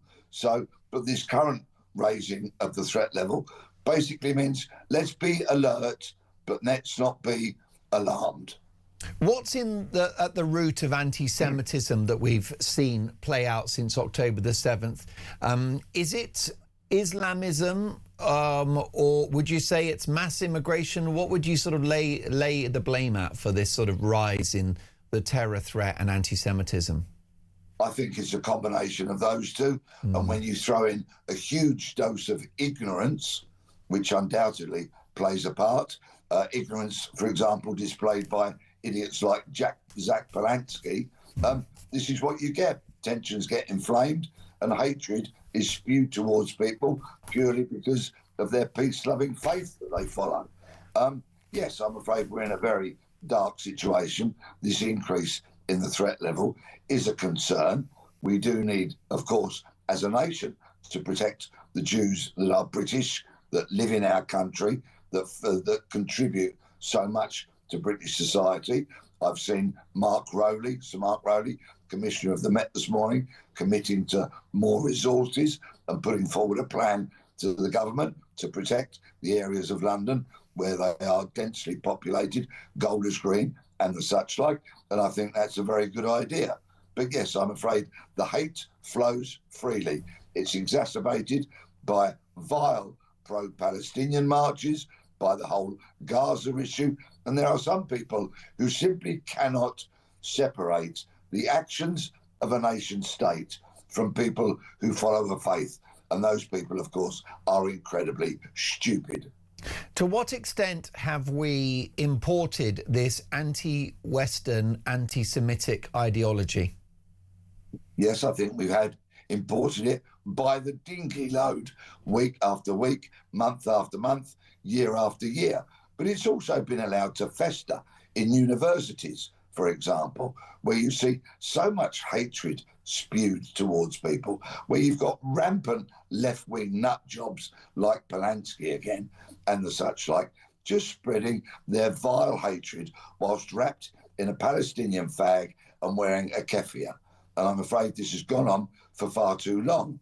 The Met Police have appeased so many on these pro-Palestinian marches who have just chanted genocidal chants, calling for the complete ending of an entire race of people who follow a particular faith, and it's been allowed to happen week after week after week. What will be very interesting in the next 2 weeks, because there's a large pro-Palestinian protest planned for the 16th of this month, Saturday the 16th, we'll see the police reaction to that and also the government's reaction. Are they going to ban it, which the current law doesn't allow them to do? Are they going to make it a static protest, which they can do? And how robust is the policing going to be? But regardless, be under no illusion whatsoever. The threat of hatred, of anti-Semitism is being spread in the main by vile, repulsive, left-wing lunatics, and this has to be stopped. Are you tired of mental health being blamed for these attacks? Well, I'm afraid that the harsh reality is, and we only have to look at Southport, we only have to look at the dreadful Nottingham attacks by Valdo Calacane, and anybody who wants to see the decline of this nation should follow the current Nottingham inquiry that's going on. There are too many people out there on the streets that should be either in prison or in secure psychiatric units. But because of funding cuts and because of so many people being afraid to say this person deserves to be locked up, we have them on our streets. And this week may be an example of the danger that creates. Yes, of course, because the issue we had in Nottingham is the authorities were worried about incarcerating a black man in a mental health facility because black men are already overrepresented. So once again, political correctness makes us less safe. Yes, it does. The progressive, woke, fluffy liberalism leads to beautiful people losing their lives on the streets of Britain. And this is what's happened because of box ticking and suicidal empathy. Yes, and because the pendulum has swung so far to the left that common sense has been abandoned. Speaking the truth is frowned upon, and doing the right thing is so often stopped because of this progressive kind of mantra and nonsense. Common sense has gone out of the window. It's such an honour to be talking on the channel of Common Sense today. We have to get that pendulum back towards the centre, to the centre-right, I would suggest, whereby if you're dangerous, you get locked up. It doesn't matter the colour of your skin, the faith you follow, or none. None of that matters. The question is, are you a danger? And if the answer is yes, lock them up. Notwithstanding mental health issues, we are living under the whip hand of a hateful foreign ideology in the form of Islamism. Can that genie ever go back in the bottle, Peter? Can we get our country back? We need to brace ourselves because matters are simply not going to get any better any soon. Certainly not until we get a government of a political persuasion that says, actually, those dingies will not come into the channel. We will not pick these people up. We will not allow more people into our country who come from cultures that are so alien and not compatible with British values and the British way of life. We also need that same government to say, if you've come here and you abuse our hospitality, goodbye, you go. You do not collect £200, you do not pass go, other than go back to whence forth you came from. We need robust, firm, proper government to try and bring this once great nation back towards what it used to be. And yes, it was tolerant and it was respectful, and you could put a poster in your window expressing your political preference as an election loomed, for example. So much of that has gone now. Intolerance reigns. The lunatic left are running rampant, and something has got to be done about that. Peter, a deep pleasure to have you on the show. Thank you for your valuable time. We'll speak soon. Peter Blexley, former Met Police detective. Do you want Angela Rayner as your next PM? Here's a voice note from Dan on the Labour leadership. Morning, Mark. It's Dan from Kent, listening to yourself talking about the potential replacements for Keir Starmer. And it doesn't really fill you with any confidence. It's like the talent pool of this government is pretty empty. We have such major problems in this country: economic, illegal immigration, crime, and we have a government with such a huge majority. It's like having a Olympic-sized swimming pool and then pouring a bucket of water into it. It's just useless. There's just no talent. It doesn't fill you with confidence, and I just can't see it getting any better. Thank you for that, Dan. A great voice note. Keep them coming. 03444991000. Do you want Angela Rayner to be your next PM? We're going to get the views of one of the best connected journalists in the country next. This is Talk Breakfast 7:36.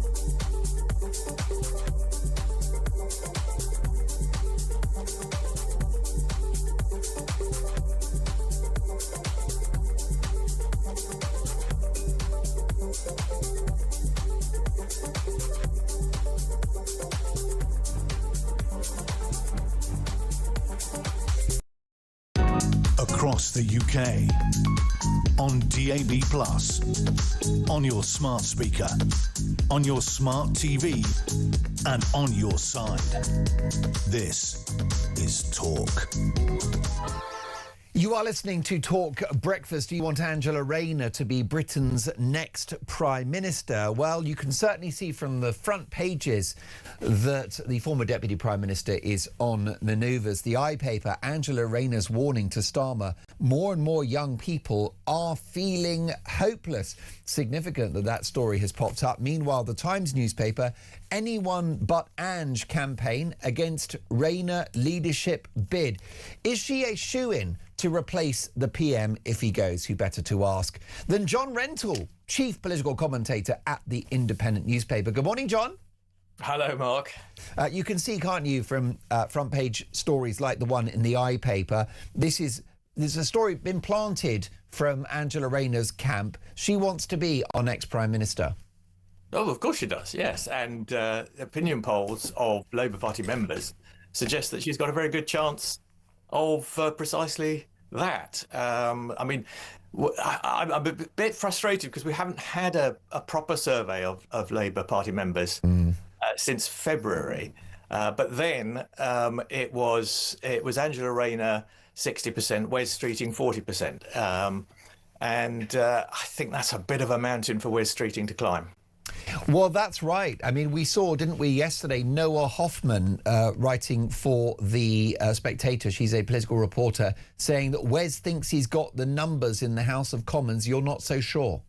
No, he has got the numbers in the House of Commons, but MPs don't have the final say. I mean, this is where the Labour Party went wrong. In 1981, it took the decision about its leader out of the sole hands of MPs. The Conservative Party, unbelievably foolishly, followed it in 1998. Handed over the final decision over a leader to the party members, and which led to Liz Truss. We saw where that led. Yeah. I mean, the final disaster. That was after Labour had elected Jeremy Corbyn. Most definitely. Well, of course, all of this presupposes that the Prime Minister could fall. In a week's time, we'll be dealing with the aftermath of those May local elections. Is it a case of when, not if, he goes, in your view? Well, it always is, Mark, isn't it? Because he's going to go at some point. But I don't think he's necessarily going to go after these elections, precisely because MPs know how the leadership election system works, and they know that Angela Rayner is the most likely victor of a leadership campaign, and therefore they're holding back. I mean, it only takes 80 of them to nominate her, and then Keir Starmer's finished. But so far, those 80 have not materialised, and I'm not sure they're going to materialise on Saturday, the 8th of May. As the potential front runner of a Labour leadership campaign, what's your appraisal of Angela Rayner's qualities as a politician, John? Well, personally, I think she's fantastic. I think she's a great politician. She's got a much better feel for politics than many of her former cabinet colleagues, including the Prime Minister. But she was not a success as a minister. She hardly built any of those 1.5 million houses. She virtually crushed the private rented sector with well-meaning but counterproductive regulation of tenants' rights. And she has made youth unemployment worse by loading on employment regulation onto employers. She's not a good choice as Prime Minister, although I think she should be in government. And of course, if she were to win a Labour leadership election, she would be helped in that ambition by the trade unions. And if she gets into number 10, John, they would want their pound of flesh.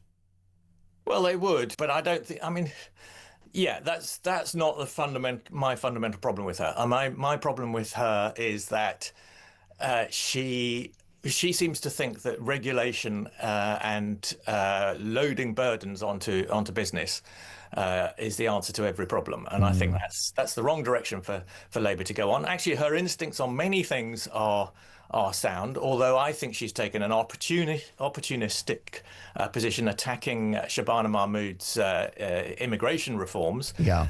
Normally, I mean, in the past, Angela Rayner has been a socially conservative left-winger, very slightly Brexity.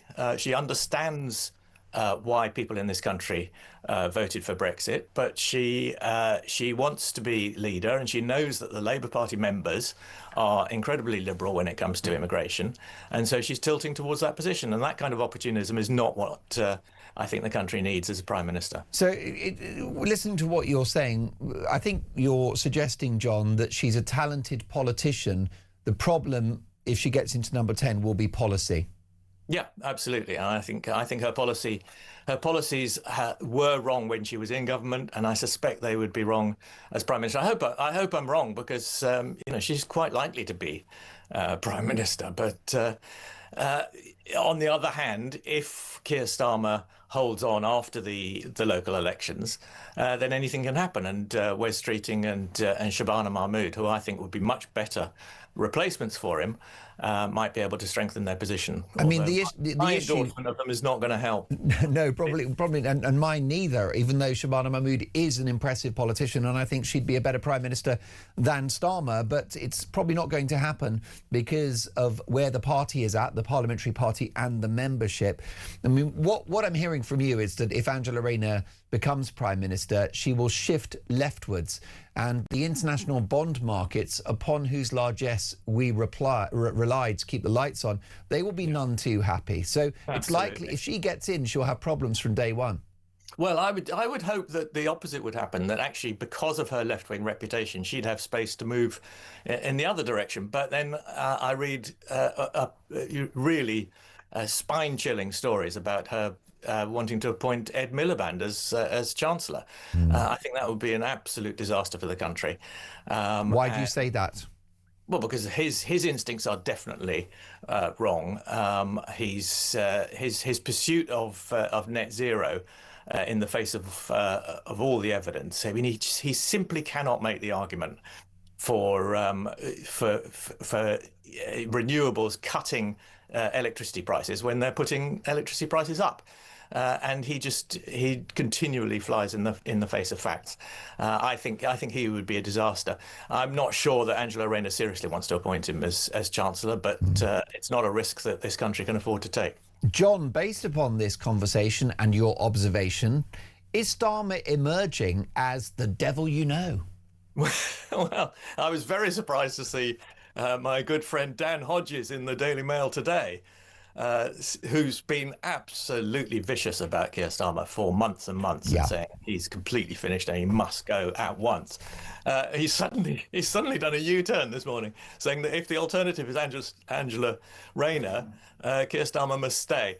I'm of the same view. I mean, I don't think Keir Starmer has been a successful prime minister, but if the alternative is Angela Rayner, then he must stay. John, we always love having you on the show. Look forward to speaking soon. John Rentoul is the chief political commentator at the Independent newspaper. My goodness, is Starmer the best of a bad bunch? Here's a voice note from Big Steve on Big Ange. Angela Rayner for PM? No, definitely not. That woman is a dangerous person. She is more far left than the North Korean leader. Mate, if she got in power as Prime Minister, this country would definitely in the toilet. There you go. Listen, not many of you are having Angela Rayner as Prime Minister, but that process could suddenly begin to happen in a week's time in the aftermath of the May local elections. Do you want Angela Rayner to be Britain's next Prime Minister? 7:48. This is Talk Breakfast. In just a moment, economics guru Liam Halligan. Don't go anywhere.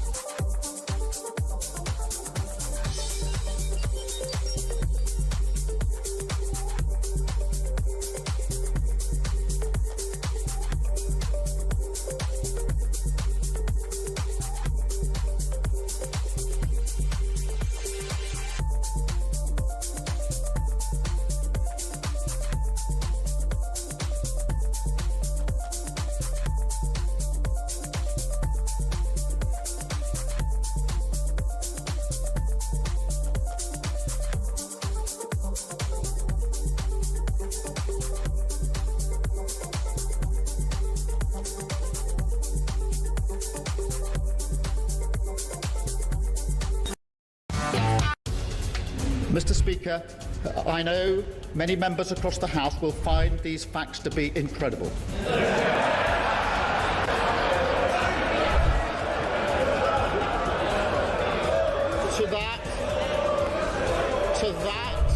To that, I can only say they are right. It beggars belief that throughout the whole timeline of events, officials in the Foreign Office saw fit to withhold this information from the most senior ministers in our system in government.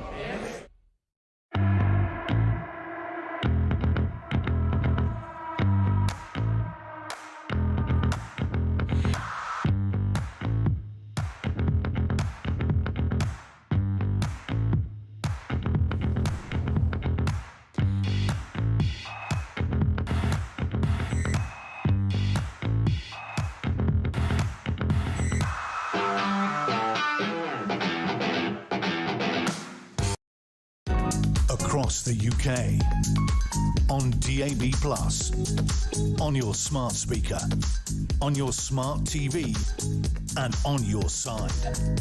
This is Talk. 7:51. Do you want Angela Rayner to be your Prime Minister? Here's a voice note from Rick. Hello, Mark. Great show. Why does everybody bang on about Angela Rayner? She looks as thick as muck. She sounds as thick as muck. And she's just another raging lefty. Exactly what this country does not need. Liam Halligan is a top-level economist. Of course, he's got a column in the Daily Telegraph newspaper, and he is the brilliant author of the Substack When the Facts Change. Good morning, Liam. Morning, Mark. Good to be with you. It's great to have you on the show, and I really, really enjoy that Substack. I'm going to urge my viewers and listeners to read because it's essential reading about the state of our economy. It matters greatly. A quick word on Angela Rayner. If she becomes our next Prime Minister, what might the international bond markets have to say about that? Well, the markets care less about her demeanour, calling opposition politicians scum in the House of Commons, irregular tax affairs. They care about what policy she's going to oversee, what policy she's going to implement, and it's quite clear she's well to the left of Keir Starmer. She wants a lot more borrowing, a lot more spending. What she says about the public finances doesn't always make sense, unfortunately. And look, the UK is already in the crosshairs. We're borrowing too much, we're spending too much. Our government's paying far more to borrow on international markets than any other G7 government, more than Spain, more than Greece, more than Morocco to borrow. We're in a situation where a lot of the money we're borrowing, we're spending on interest on previous borrowings. And I think, I say this with regret, Angela Rayner may make Rachel Reeves and Keir Starmer look like paragons of virtue and competence. And I genuinely believe if we have a serious lurch to the left by the Labour Party in response to the hammering they're going to get at the local elections on the 7th of May, then I'm afraid I think the markets could bring Britain to heel. How does that happen? It means they massively push up borrowing costs. Inflation goes nuts.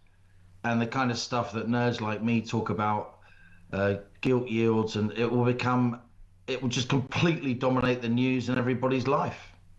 Are we in the strange scenario politically, Liam, where the Prime Minister Keir Starmer is our least bad option?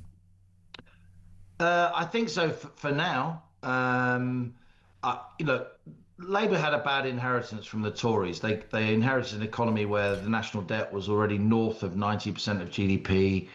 Taxation levels were already very high back in 2024. As a lot of Talk viewers and listeners will know, the people in the middle were getting squeezed, small businesses were getting hammered. Consumer sentiment was low, but I'm afraid Labour have made it a lot worse. They've massively jacked up spending and borrowing, massive bungs to their public sector worker mates, dominated by the trade unions, of course, Labour's own paymasters. They put up national insurance on employers. So rather than being able to employ someone for 20 hours a week without paying national insurance. An employer now pays national insurance after employing somebody for 8 hours a week. Minimum wage for young people has been jacked up enormously. That doesn't do anyone any good. It just means young people are less likely to be employed. Higher national insurance for employers doesn't do anyone any good. It just means a lot of those jobs are disappearing. We're seeing it in the unemployment numbers. So I'm afraid Labour has made a bad situation worse, but it could yet get a lot worse if the party, in response to the 7th of May, where it's going to get hammered in Wales, it's going to get hammered in Scotland, it's going to lose a lot of London councils in its stronghold and other places. Some people in the party will say, oh, the answer is more Labour, more socialism, more government, more borrowing, more spending. Well, you know what? It really isn't.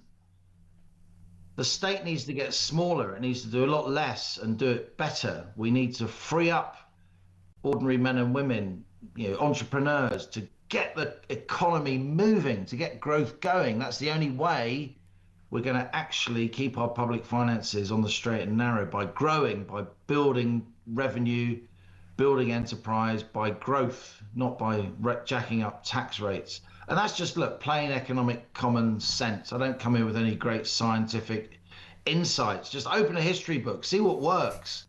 Big spending and borrowing don't work, and they mean your country ends up being bankrupt, insolvent, like we were in the mid-1970s, going cap in hand to the IMF. I'm afraid we're heading for that rapidly if we get a much more left-wing Labour government, and it looks like we are going to get a much more left-wing Labour government. So, Mark, strap yourself in. Most definitely. I had Carl Turner, MP, on the show yesterday, Liam, and he said that the welfare state needs to shrink because it's unaffordable. We need cheap energy and we need more growth. He's been suspended by the Labour Party because he wants to protect jury trials. I think that speaks volumes about the direction of the travel. It's unlikely that anybody could secure the leadership in the absence of Keir Starmer without a left-wing platform, without a left-wing policy agenda. So clearly it's going to be an economic problem. We are where we are at the moment with Starmer in number 10, with the fear, Liam, that inflation could hit 6%. Is that a worst-case scenario? Is that possible? I think it's very possible. I wrote that in my Telegraph column a couple of weeks ago. Maybe the Bank of England reads it. I don't know. The inflation, the target is 2%, but we've been way above. We've only been at 2% or below for 2 or 3 months in the last 3 years. Yes, it was under the evil Tories that inflation was at 2% and we had the highest growth in the G7. God, they were awful.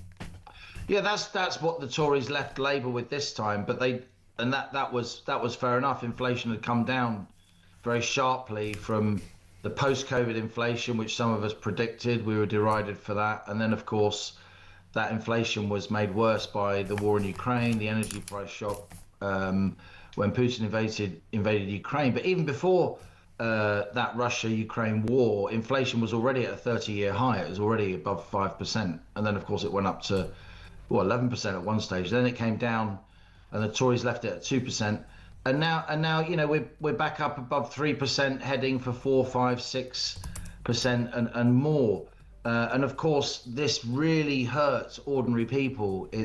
Inflation is the most insidious form of taxation because it hits poorer people far more. And the things that lower income households disproportionately spend more of their money on, like the necessities, because they're necessary, the clue's in the name, like fuel, like food, they're the parts of the economy where prices have risen most. And we had the highest inflation in the G7. Well, there you go. Liam, keep it real.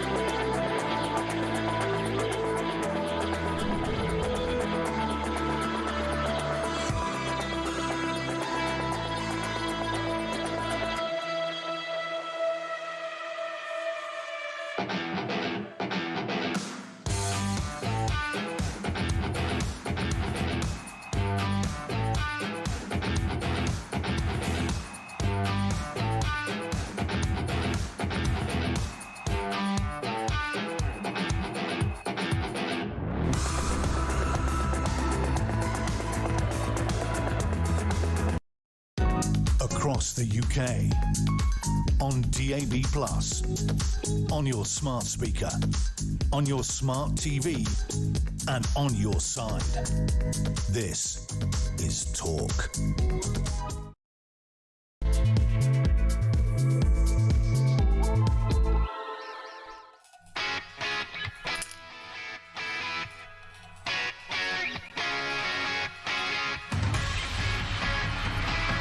Three minutes past 8, top of the morning. Happy Friday, one and all.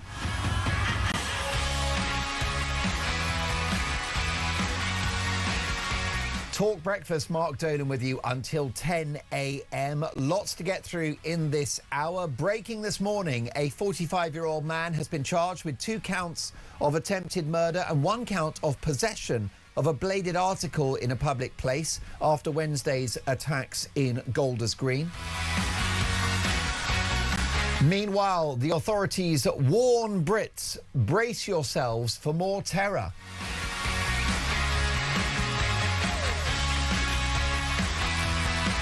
Meanwhile, the former Deputy Prime Minister Angela Rayner is ramping up her campaign to be Britain's next Prime Minister. So is Starmer just a week away from resignation? And how do you feel about Angela Rayner being Britain's next Prime Minister? My phone number is 0344 499 1000. Text the word TALK in your message to 87222. Leave us a voice note, and as the saying goes, let's talk.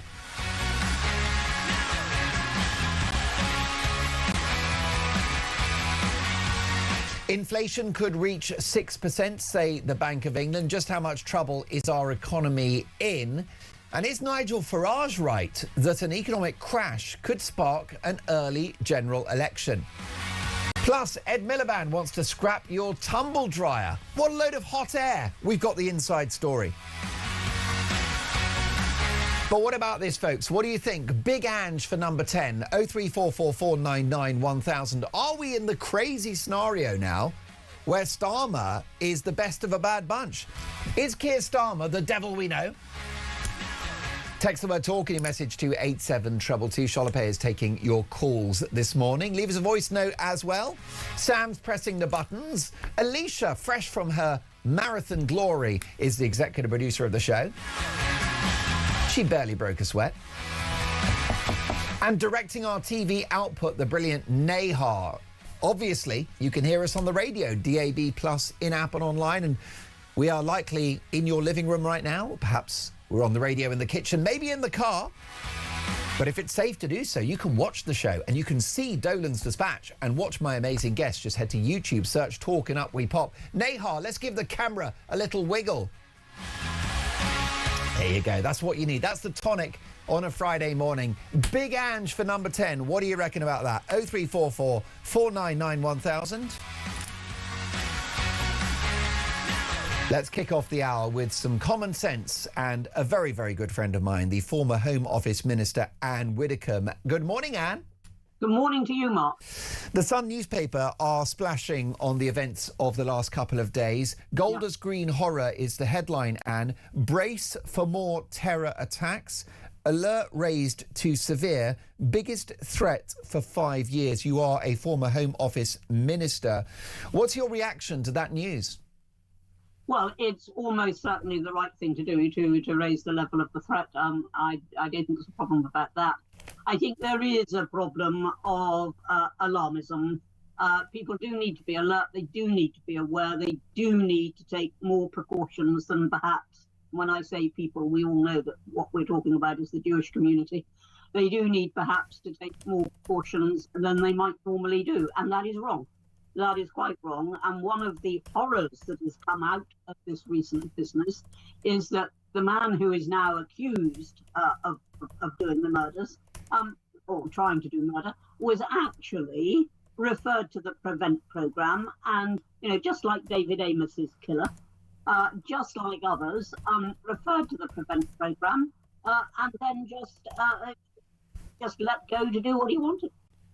Well, absolutely. And of course, we've got the breaking news that a 45-year-old man has been charged with 2 counts of attempted murder, 1 count of possession of a bladed article in a public place after Wednesday's attacks in Golders Green. Difficult, as you'll understand, Anne, for us to discuss that case in any great detail now, but it's symptomatic of a wider societal issue. There are people with mental health issues that shouldn't be walking free, and there are people who have within them a hateful ideology which is anti-Semitic and anti-Western, and the authorities have just not cracked down on these people, Anne. No, I think, I mean, you talk about people with mental health difficulties. You know, the case of Kalakane is obviously comes to mind. He was a paranoid schizophrenic. Everybody knew he was a paranoid schizophrenic. Everybody knew that he didn't take his medicine, which, you know, if he did, he would have been absolutely fine. That he didn't do that, and yet nobody actually took any action, or at least they didn't take action that was effectively going to prevent him being out on the streets in a psychotic episode. I mean, it beggars belief. Now, I've mentioned prevent, and I know we can't talk about the particular case, that's quite right, but we've mentioned that seems to be a pretty hopeless as well. I'm not saying that anything or anybody should have 100% success rate. That is obviously a nonsense. Things will go wrong, but rather too many things are going wrong. And how would you do things differently if you were back in the Home Office? Well, first of all, and this of course would be for the Health Secretary, but first of all, I think you do need to monitor whether people who are likely to have psychotic episodes, and Kalakane was one of them, are taking their medication. If not, you recall them. I'm terribly sorry. I don't want to lock up people just because they're mentally ill. But if they're a danger to the public, then you do just recall them, or you make them make an appointment and you make sure that the medication is actually administered. And that is something that can be done. And then you only recall them if they don't turn up for the medication. There are things that you can do. But I think that one of the worrying things about the attacks on the Jewish community is the rhetoric of people like the Greens. It's the rhetoric of people who are pro-Palestinian and who believe that not only the Israeli government, but everybody with any Jewish blood in them is the enemy. And you know, you go back to the 1930s and look where that ended up. Completely right. And anti-Semitism doubles up as anti-Westernism, doesn't it? We've mentioned mental health, and that must be taken very seriously. But is the elephant in the room when it comes to the terror threat facing this country Islamism? Fundamentalist Islamism, yes. I mean, I'm not going to say that every single Muslim is a danger, because obviously that's a rock. No, and of course that's the important distinction between Islamism and Islam. Yes. But really fundamental Islamism and the insistence upon the rightness of jihad and the rightness of lone wolves. Yes. And the hate preaching that has gone on in some mosques. Yes, that is at the root of this, but it's, you know, you can't ignore the culpability of British politicians who have not stood out against anti-Semitism strongly enough. I mean, the Labour Party's reaction to the allegations of anti-Semitism when they first arose under Corbyn was virtually denial. You know, oh, well, no, it's not a big problem. Well, you know, we'll look at it, but we only look at it in a superficial way. We need to take this very, very seriously. And I think after this recent spate of attacks, I mean, we had the ambulances, etc. After the recent spate of attacks on synagogues and on individuals, I think maybe Britain will wake up and start taking it seriously. Because, Anne, if Jews are not safe, none of us are. Well, specifically at the moment, Jews are a target, and I wouldn't want to say they're not a special. But the radical Islamists hate us, and I worry about the latte lefties, Anne, who go on these pro-Hamas marches, who think they're the good people, not realising that when they're done with the Jews, they'll be next. Oh, absolutely. I mean, it's the old, you know, the old saying, first they came for, and by the time they came for me, there was nobody left to defend me. And yes, I mean, that is true. But at the moment, and it's true, I mean, people have been subject to terrorism, innocent little children, you know, subject to terrorism for a very, very long time now. It's not just something that applies only to the Jewish community, but at this moment it applies especially to the Jewish community. And we need to get alert, and something else. We need to get indignant. There is insufficient indignation about this. And Anne, you're so right to point out that this is a specific targeting of Jewish people. You're so right about that, because actually the British Jewish community have been gaslit for many years now about the specific threat that they face. And I'm really glad that you've enforced that point. You are so right. Can we talk about the leadership of this country, Anne? Is Keir Starmer now the best of a bad bunch, with talk of Angela Rayner on manoeuvres for her ambitions to enter number 10? Well, for a very long time, I've been saying to you and to other TV programmes, I've been saying, be careful what you wish for, because I would like to get rid of Keir Starmer tomorrow morning, if I could. But the big question is who then takes his place, and Angela Rayner would be 50 times worse. I mean, 50 times. Wow. She's an extreme left for a start. Look at her approach to employers and employment law. She has no understanding at all of the needs of business. Her personal behaviour isn't always as dignified as you would expect from a prime minister in number 10. I mean, for heaven's sake, I think anyone but Ange is a very understandable reaction from the Labour benches.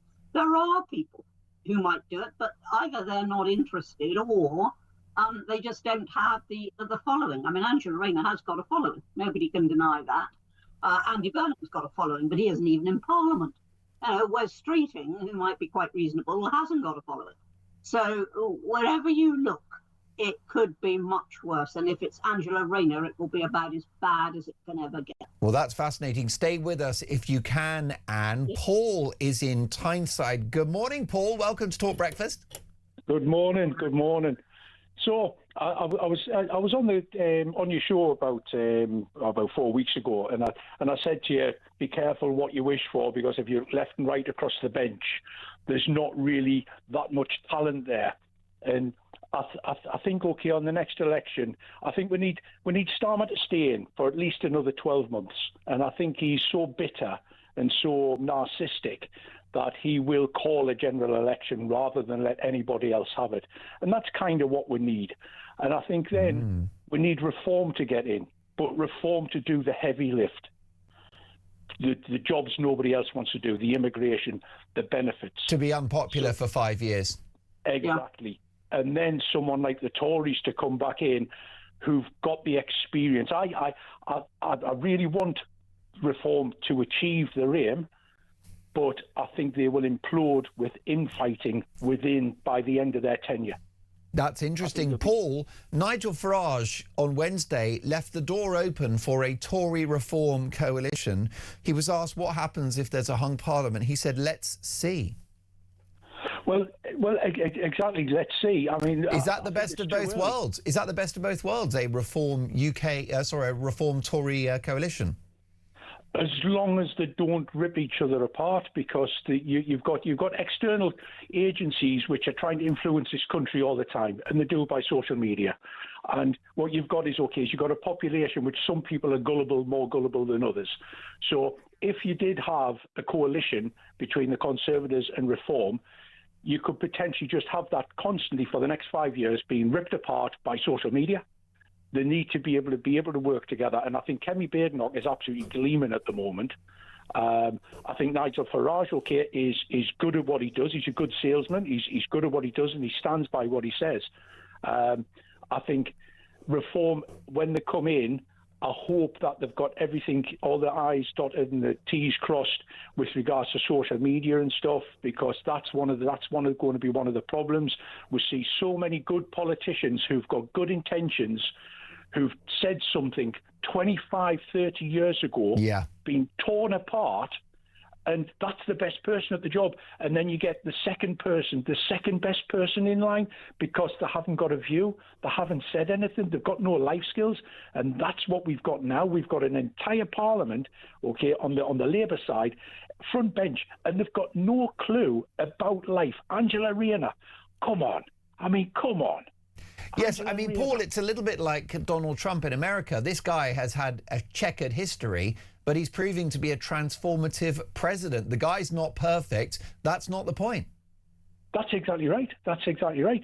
If you are good at business and you're successful, well, you should be running businesses. You should be running a country, okay, where business is crucial. You look at Labour. There's none of them got a clue. They've all been career politicians, or they've been given the golden spoon and a leg up because they've done the right thing or something like that.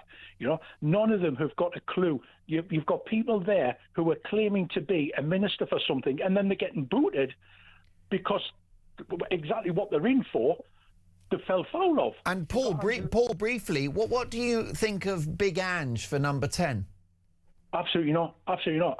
Could you imagine her going on the lash? You know what I mean? Turning up in a foreign country, just going on the lash, okay, and then splurging it. You know, honestly, mate. I mean, I think that would be horrific, seeing her stand at number 10, man. Well, yeah. I mean, if she got hold of duty free, good luck. Good luck for Britain on the international stage. Paul, great call. Call me again soon. A month is far too long. And your reaction to what Paul had to say, you were shaking your head about a Reform Tory coalition. Yes, first of all, there is no question of saying that Reform will come in and then in 5 years' time the Tories will come back. Our business in life is not to pave the way for a return of the useless Tories. Our business is to get Britain straight. And that means we need to run a government with an outright majority, and that is what we're going for. But when people talk about, a pact between the Tories and Reform, what they're ignoring is that is not uniting the right, because half the Tory party isn't right. And if you look at the polls that are done, particularly Lord Ashcroft's polls, which clearly show that over 20%, I mean, think of that, over 20% of Conservative voters would actually prefer a coalition of Lib Lab and the Greens to a Tory Reform coalition. That's how right they are not. Now, there is an argument for saying that should it be a hung parliament? Why should it be a hung parliament? There's no reason why we shouldn't win. We're right at the top of the polls. But should it be a hung parliament? There is an argument for saying cherry pick right-wingers from the Tory party and then, rule with their help. But there is no argument on earth that I can see for joining up with a party that has a vast liberal and pro-Lib Dem element in it. Well, I agree with you. I think the issue that Kemi Badenoch has, Anne, is not her own policy platform. She's talked about cutting welfare spending by £50 billion. She wants to exit the ECHR. She has said that not all cultures are equal. She's been brave and she's been quite right-wing. It's the people behind her that are the problem, Anne. Mark, I was trying to stop you just now. You just listed a whole raft of things that Reform said, and Kemi Badenoch came in some months later, particularly ECHR. That's been a Reform policy ever since Reform has actually But doesn't that pave the way for a deal? No, what I'm saying to you is I don't think they've got any original ideas. They come in behind us when they have worked out that what we're saying is popular. If what we were saying wasn't popular, they wouldn't do it. They are not actually proactively trying to sort out the problems of this country. What they're trying to do proactively is get into power. Well, sorry, we had that for 14 years. I share your concerns about those Tory wets. It's always been a problem in the party. It was Margaret Thatcher, of course, your former boss, Anne, who waged war on the Tory wets, which is why the catchphrase in number 10 was, are they one of us? In other words, someone that believed in her project, which was an extraordinary success. By 1987, we had economic growth of 5.4%. We were a global economic, military and diplomatic powerhouse. But are you not impressed with Kemi Badenoch herself, given the fact that she is a natural conservative? She grew up in Nigeria in the spectre of socialism. Surely it's a case of right leader, wrong party. It's a case of best of an extremely bad bunch. Would you accept Kemi Badenoch into Reform UK? I don't imagine she's going to apply. She'd be perfect, wouldn't she? I don't imagine she's going to Would she qualify? Honestly, Mark, you're now really in the... What you actually want is a headline saying, would it come and invite Badenoch to join Reform? You're not going to get that headline out of me, I can tell you. And briefly, Anne, do you think old Keir Starmer will cling on to power? Will he likely still be our Prime Minister at Christmas? I think solely because of the absence of a viable contender, that is a real possibility. I mean, at the moment, I would say it isn't a probability, but it's certainly a possibility. Anne, always a thrill to have you on the show. Wonderful to see you again. Have an excellent Friday. We will speak soon. And check out Anne's excellent Substack, by the way. Very, very entertaining and very informative as well. Really, really enjoy reading Anne on Substack. So do check that out, as well as my very good friend Liam Halligan as well. Those are the two top Substacks for my reading materials. That's why I'm so informed here on Talk Breakfast. What do you think about this, folks? Angela Rayner for Britain's next Prime Minister. Here's a voice note from Sean. Morning, Mark. Just listening there about Angela Rayner. I think the way she's approached this, some people say it's cunning, some people say it's clever. I think it's cowardly. I think she's too cowardly to face the voters within the Labour Party and the members, and she was too cowardly that even if she did win that, to go and stand and front the party in a general election. There's probably been a long-term plan to get the gullible, useful idiot as a Prime Minister and then pull the rug from under him. And while I applaud her how far she's got, and I can't knock her for that, I think it's cowardly, and I think it is the worst of all worlds. And I think her and Miliband have got some secret little pact together, and I think at the end of it, they're going to toss a coin with each other and get themselves in as Prime Minister in the most cowardly way possible, the same as what Gordon Brown did.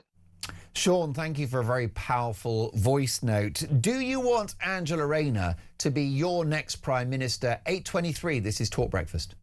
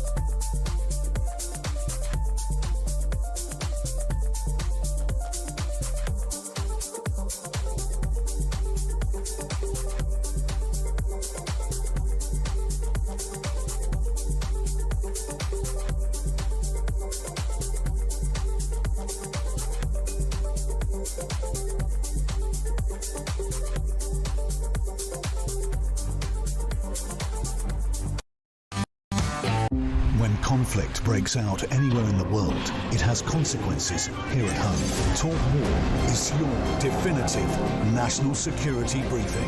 From the conflict in Ukraine to the tensions in Gaza and the latest escalation with Iran, this is where you'll find comprehensive comment and expert analysis with multiple updates throughout the day. The Talk War podcast from Talk, available on the Talk app or wherever you get your podcasts.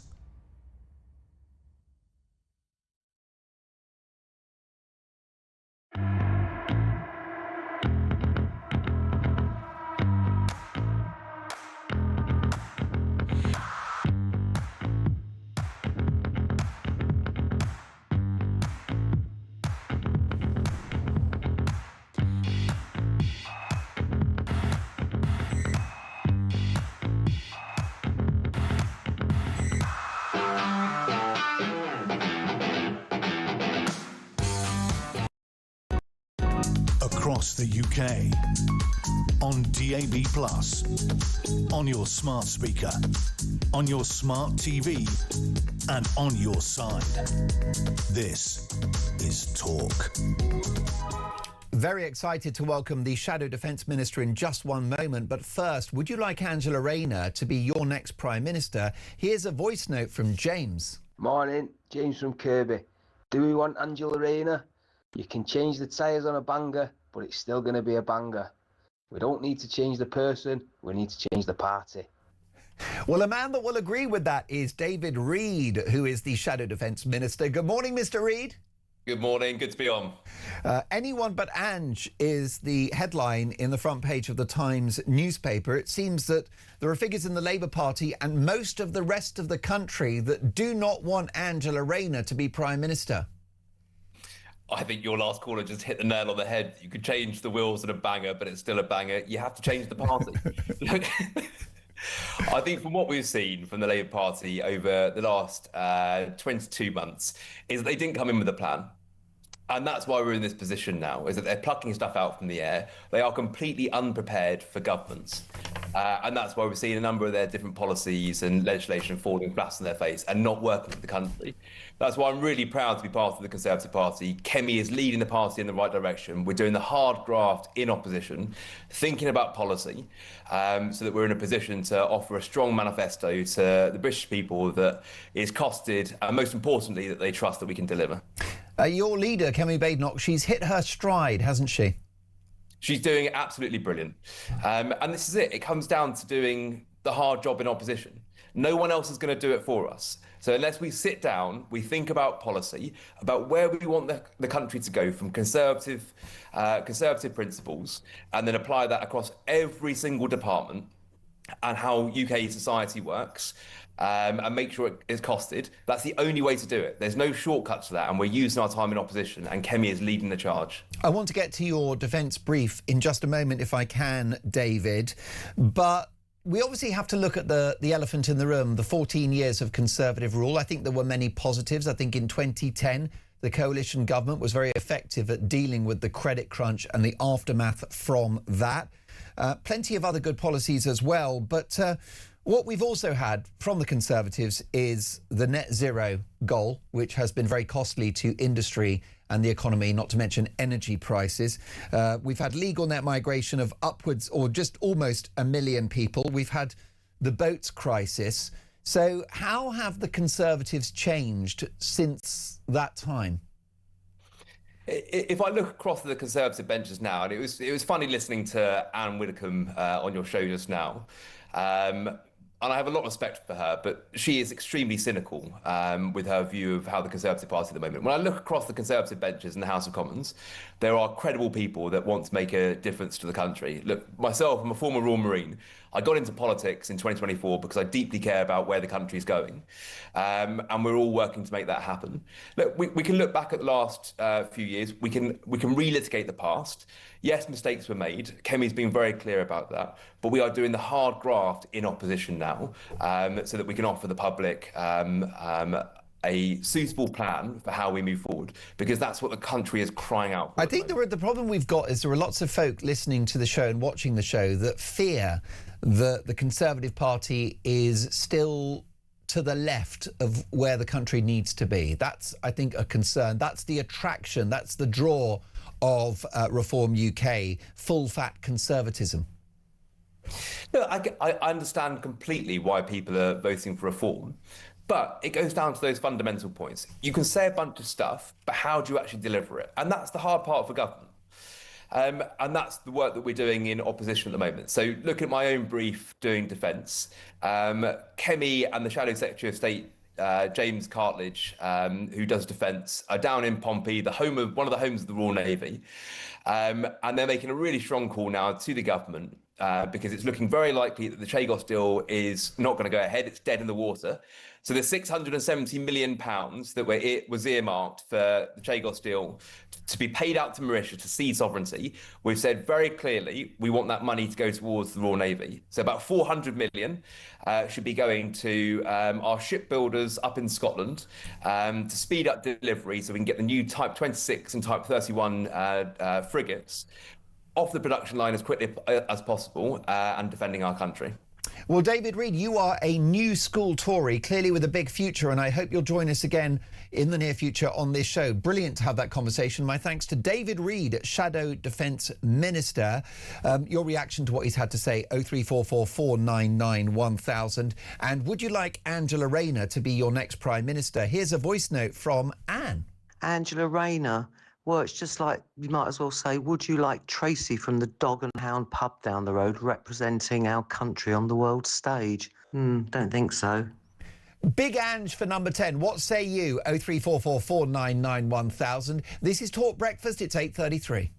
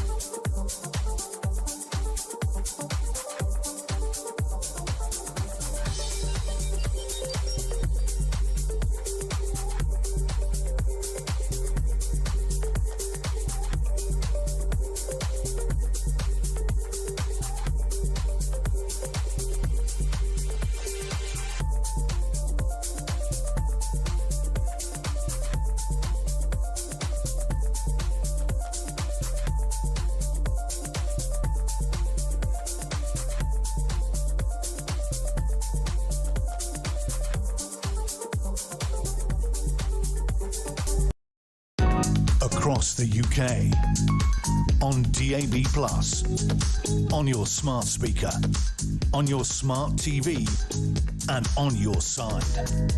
This is Talk. Easy to forget amid all of the political drama that America is seeking the end of two wars, the one in Iran and the one in Ukraine. Where are we at on that? Because, of course, we know it's making life a misery for ordinary Brits, particularly with the threat of 6% inflation if the war in Iran does not come to an end. So let's get a timeline. Let's get the crystal ball out. Are we going to get a peace deal in Ukraine and in Iran? Who better to ask than arguably Britain's favourite historian, Martin Whittock. Good morning, Martin. Good morning to you. Good to be with you again this morning. Well, listen, we do have two big geopolitical headaches, don't we? Ukraine and Iran. Where should we start? Let's start with Iran, because today's a very important day, the May the 1st, and I'll explain why in a moment. Well, yes. So, first of all, we know, don't we, that the main weapon that the Iranian regime has is the Strait of Hormuz. And are they likely to continue to weaponize that indefinitely? Can they afford to continue this war of attrition? I think they can.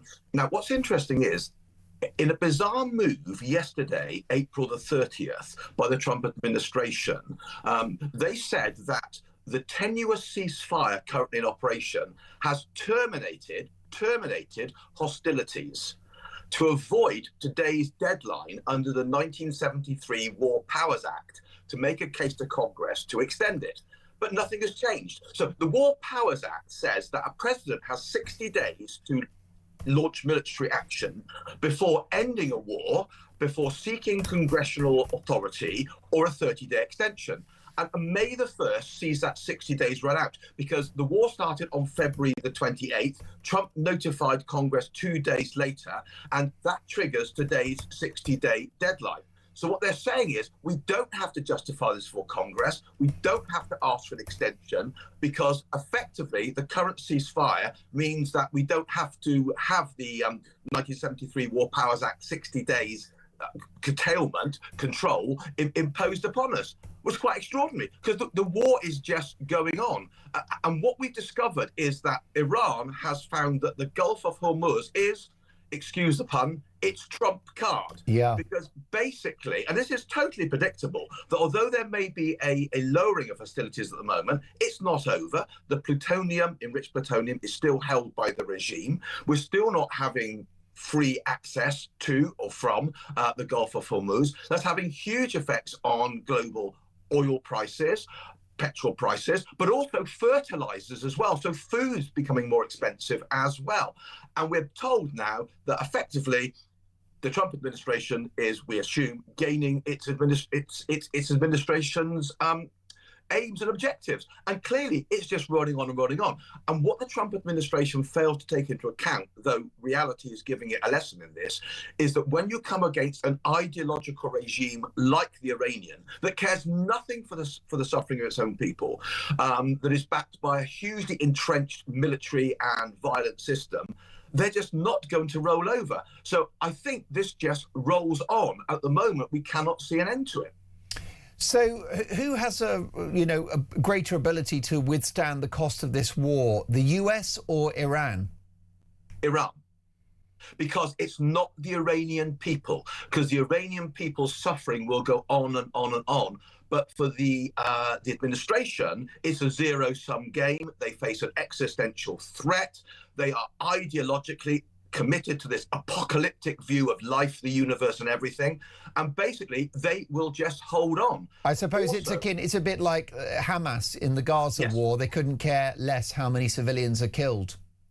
That's a very, very accurate parallel. Exactly. So basically, the Iranian people, if you like, are the shield for the Iranian regime, just as the poor Palestinian people in Gaza are the shield for Hamas. So that means that really containment and some kind of sanctions-based containment, which I know does not fundamentally answer the question in the long term, but holds it for now, is probably better than what we've currently got, which is a war which has seen them completely radicalized even further than they were before. They've got nothing to lose now, and the war just goes on, and they still have the enriched plutonium, albeit under the destroyed facility near Isfahan, but they've still got it. And in fact, now they've got more incentive to keep developing nuclear weapons because they say, well, whatever negotiations happen, the Americans may attack us in the middle of them. So we are in the middle of quite a mess at the moment. That is the unhappy state of the Iran war. Would you say, therefore, that America doesn't have any cards in this game of poker? Well, this, of course, takes us on to the Ukrainian war as well, doesn't it? Because that was exactly what Trump said to Zelensky in that terrible ambush that took place 18 months ago now. And I think at the moment, the Americans have this strange situation, which they also faced in Vietnam, where there is an asymmetrical war going on, where their military might is beyond comparison, and yet they cannot force a decisive defeat on the enemy who should know better and should roll over and give in. And it didn't work in Vietnam, and it's not working here now. And it didn't work in Afghanistan either. And I think it just reminds us that we really do have to take into account the ideological positions of our enemies, not because that means we have to give in to them, but it means we really have to factor that in when we take action. And that, of course, takes us to Ukraine, where again, the war rolls on and rolls on. One could be forgiven for forgetting the Ukrainian war, but in Kyiv and in Ukraine, no one's forgetting it because it's going on and on. And once again, we do not have a resolution here, although the Ukrainians are forcing a higher and higher cost to the Russians. And they have become extremely skilled in unmanned weaponry, not just drones, but also ground attack weapons as well. The Ukrainians are not going away either because they face an existential threat. But without really solid support from America, and that means on the diplomatic front as well as the military front, this again grinds on and grinds on. And at the moment, we have the State Department almost completely bypassed, as we have real estate agents on behalf of Trump negotiating global politics when the skilled people of the State Department are basically left to watch. And this is one of the problems of the Trump administration. Does it have actually the resolution to face up to Putin? Well, the evidence is no, and that seems part of the problem, because Putin feels that he can play Trump, and he's currently doing so. But in the long term, Putin also faces a severe threat, because he too cannot let's drag on into 2027, for example. God forbid the war going on that long, of course, because it also is exactly a huge price on Russia. But the Ukrainians are not going away. What's the American position on it? You tell me. Do you think there are parallels between how the White House is handling the war in Ukraine and the war in Iran? Is there a pattern there diplomatically? I think the pattern diplomatically is they just do not factor in a real end game. They seem to move moment by moment from precipitous action to precipitous action. They are blowing hot and cold. And I think this is one of the major faults of the Trump White House. At one time, people put it forward as a strength. You know, the madman theory, which was sometimes applied to Nixon of the Vietnam War. You know, if nobody knows what you're going to do, you might do something crazy, it can force an opposition. But the danger is, if the madman theory in Iran faces people who are, well, they are more dug in than the madman, it doesn't work. And if it doesn't back it up with severe action against, in this case, Russia, then the madman theory is a paper tiger.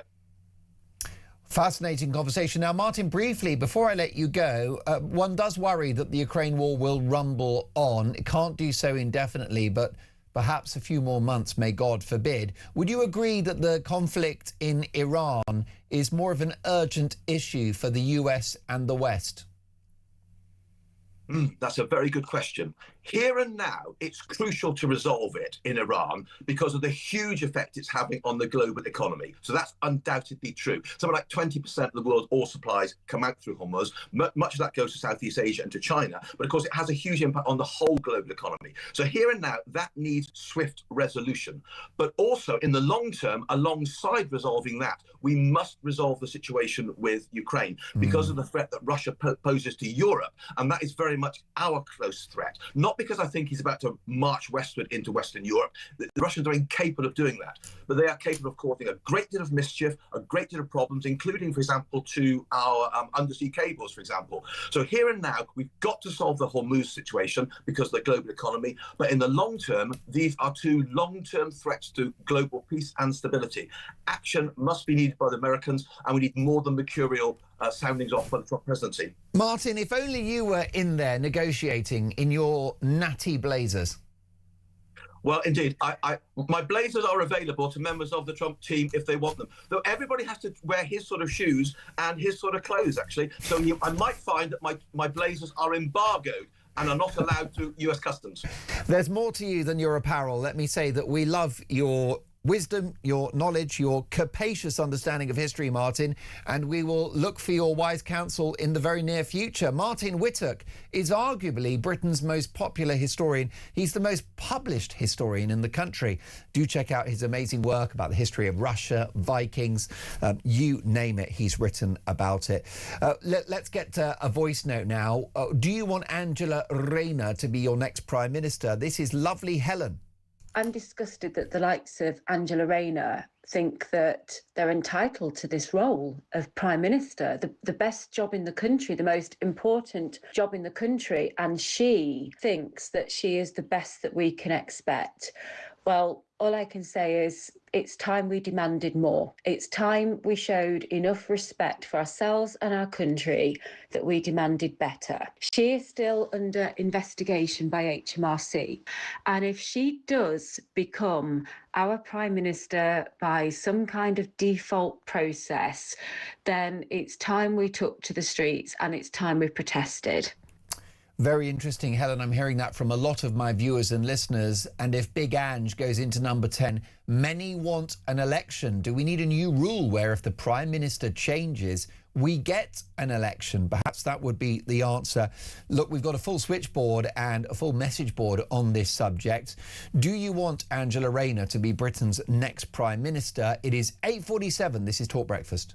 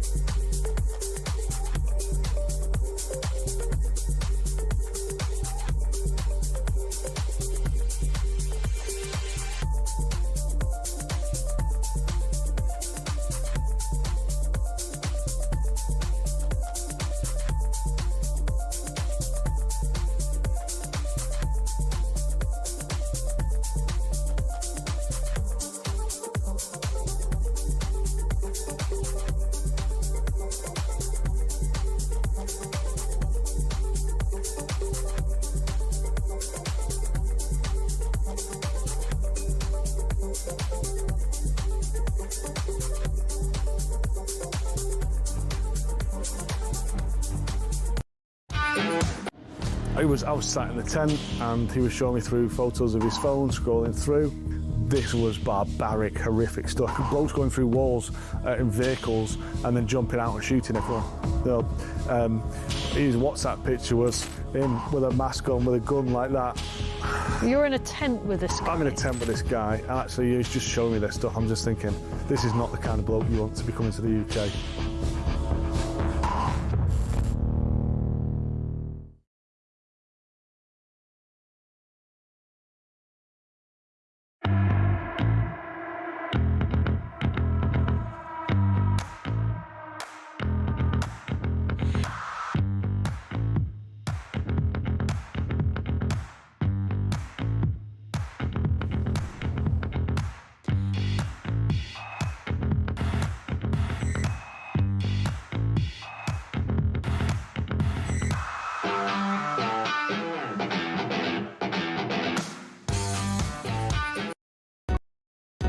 Across the UK, on DAB+, on your smart speaker, on your smart TV, and on your side. This is Talk. Now, this is a really interesting piece in the Daily Mail newspaper, and it's a brilliant journalist called Khadija Khan who wrote the following. I'm hearing it from more and more people, she writes. Kemi Badenoch has grown into her role by saying the right thing, not just the easy thing. She might be a fantastic Prime Minister. Well, I'm delighted to say that Khadija Khan joins us now. Good morning, Khadija. Good morning, Mark. Fantastic to see you. And why did you decide to write this piece about Kemi Badenoch? What inspired it? Like many others, I was given some, political advice as a Pakistani immigrant and a woman of color, as they would prefer to describe me. I was told again and again that Labour Party was my natural home and the only one that stood for people like me. Hence, my vote belonged to one place, and that is Labour Party. But and at that time, I did believe it, and I admit I have voted Labour. Like many, I once absorbed this whole narrative, and it was peddled, of course, by the mainstream media in this country. That conservatives were largely, out of touch, middle-aged white men with little interest in anyone beyond their own privileged circles. And of course, I was, new in this country, and it was very obvious for me to absorb this whole narrative. And out of fear, out of, reservations, I would be, voting for Labour. And this is what I actually did. But then with time and experience, I realized that my values, my principles are not in line with the Labour's action and the policies they are putting into, place. And for me, that was the moment when I realized that, yes, I am from a minority background, from an ethnic minority background, but it is not true that we all, in this community are in people with the same background that think alike, they vote alike, and they just cannot get out of the box that we have been placed in. So that was the movement, and then I started to look out of the box, and I started to, examine and observe what's going on around me and how the politicians are conducting themselves in this country. And then I come across, this fact that in 2024, when Kemi was elected leader of Conservative Party, and her track record, I was inspired by her, not because I was conservative or I intended to vote for conservative. It's just a politician that inspired me with her perseverance and her commitment to what she says and what she intends to do for this country as a British citizen. And she's a natural conservative that grew up in Nigeria where she experienced socialism. This is a politician very comfortable in her own political skin. Yes, I mean, for me, it was very important to recognize this one fact, that there is an effort to put us all, people from ethnic minority backgrounds, to put us all in a box and expect us to parrot the narrative, that has been peddled by the Labour Party, and now it's the Green Party and the Liberal left. They want us to think alike and just parrot their narrative. But Kemi, she was decisive and she was defiant. She acted in defiance of this stereotypical expectations from people from ethnic minority background. And that was quite inspiring for me, because I see it patronizing and a reductive claim, and the notion that ethnic minorities must somehow all think alike, vote alike, and fall into must be left wing. Must be left wing. Must be left wing. I don't know if they still claim to be left wing, to be very honest, when it comes to Labour Party and the Green Party. But I see it, there is Islamo-socialist, or progressive alliance at play in British politics, and that is not what I inspire to be associated with, because my values are secular values, democratic values, values of tolerance, and tolerance for opposing views. And this is what I don't see these parties, putting, in place when they are making policies or talking about certain issues. So I don't find them very liberal in their conduct.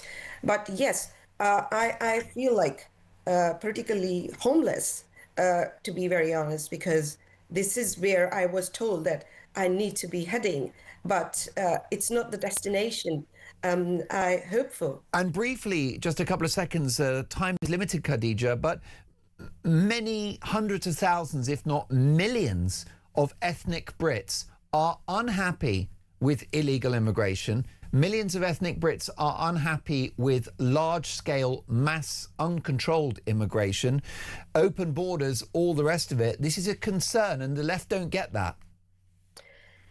Exactly. I believe that we, people from ethnic minority background, we have our own opinion on immigration, and not everyone is supporting, a country without borders, and there should be no vetting process, and all immigrants should be taken in, and illegal immigrants should be Is it treated the way they also true, Khadija, that many British ethnic people want Britain to be British? Yeah, I believe most people, they have integrated, most of the people, and they love to be identified as British, and they want to see Britain Britain standing for British values. Yeah. And again, we are individuals. It is highly disingenuous to lump us all together and then unabashedly smear dissenting voices amidst us. Pertinently, it is important to highlight that it does seem like history is repeating itself when they are trying to shove the Green Party's manifesto as the savior of ethnic minorities down our throats. And I am someone who has been petrified seeing this Islamo-socialist alliance in Britain as a political convergence. Absolutely, it's terrifying. Environmentalist and Muslim fundamentalist. I find putting people from minority background in boxes and try to dictate their conscience unacceptable, and call it out for what it is. It is soft bigotry of low expectations. Brilliant. Khadija, what a great piece in the Mail. We'll speak soon. My thanks to Khadija Khan, journalist broadcaster with a very fascinating piece in the Daily Mail. Angela Rayner for Prime Minister. What do you think, Melissa in Cambridge?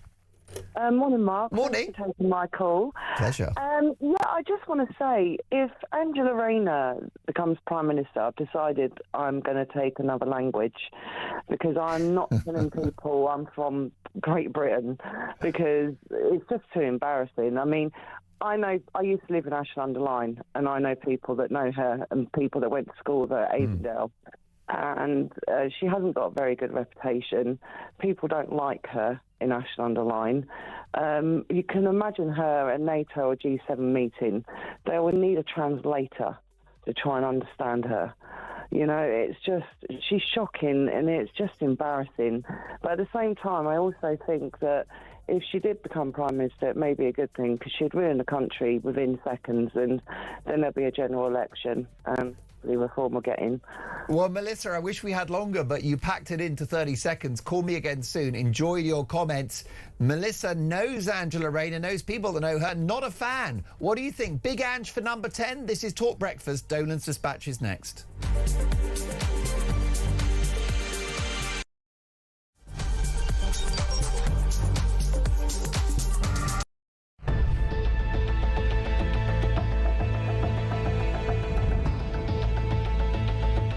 Over the past 36 hours, the United States and its partners have launched Operation Epic Fury, one of the largest, most complex, most overwhelming military offensives the world has ever seen. Nobody's seen anything like it.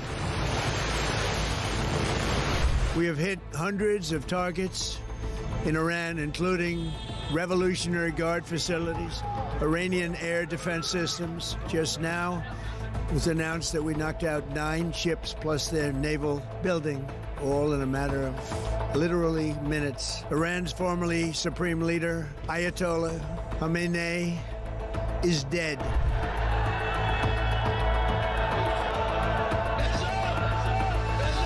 I spoke to you about the situation in the Gulf and explained that the United Kingdom was not involved in the strikes on Iran. That remains the case. The basis of our decision is the collective self-defense of long-standing friends and allies and protecting British lives. That is in accordance with international law, and we are publishing a summary of our legal advice. We are not joining these strikes, but we will continue with our defensive actions in the region. Mr Farage, would a reform government have allowed US forces to use UK air bases for offensive operations in Iran? Yes is the answer to your question. I would have said to the Americans, please do use our bases. We will be supportive of you on this. There were a series of very loud blasts in the area of Dubai that I'm based in. That's in the marina area. It's a very touristy area, actually. Those blasts were the loudest we've heard yet, but equally we are reassured that they are most likely the sound of interception by the UAE's quite sophisticated THAAD interception kit. That is the Terminal High Altitude Area Defence System.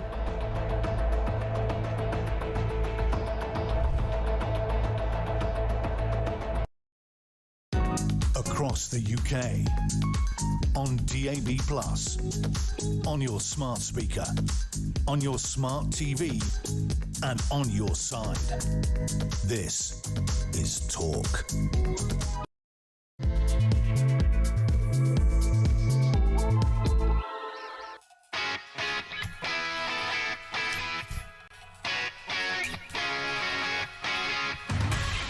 Three minutes past 9.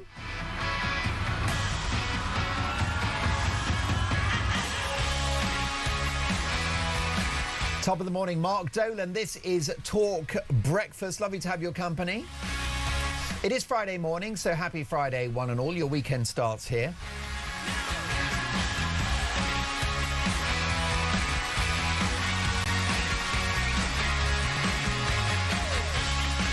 Now, breaking this morning, brace for more terror attacks, say the authorities, as the threat is now raised to severe. So is terror here to stay in Britain? Why has it happened?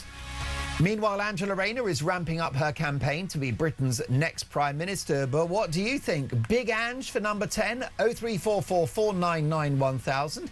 Text the word talk and your message to 87222. Leave us a voice note. And as the saying goes, let's talk.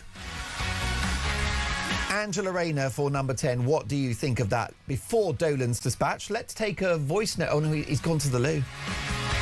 It's not a problem.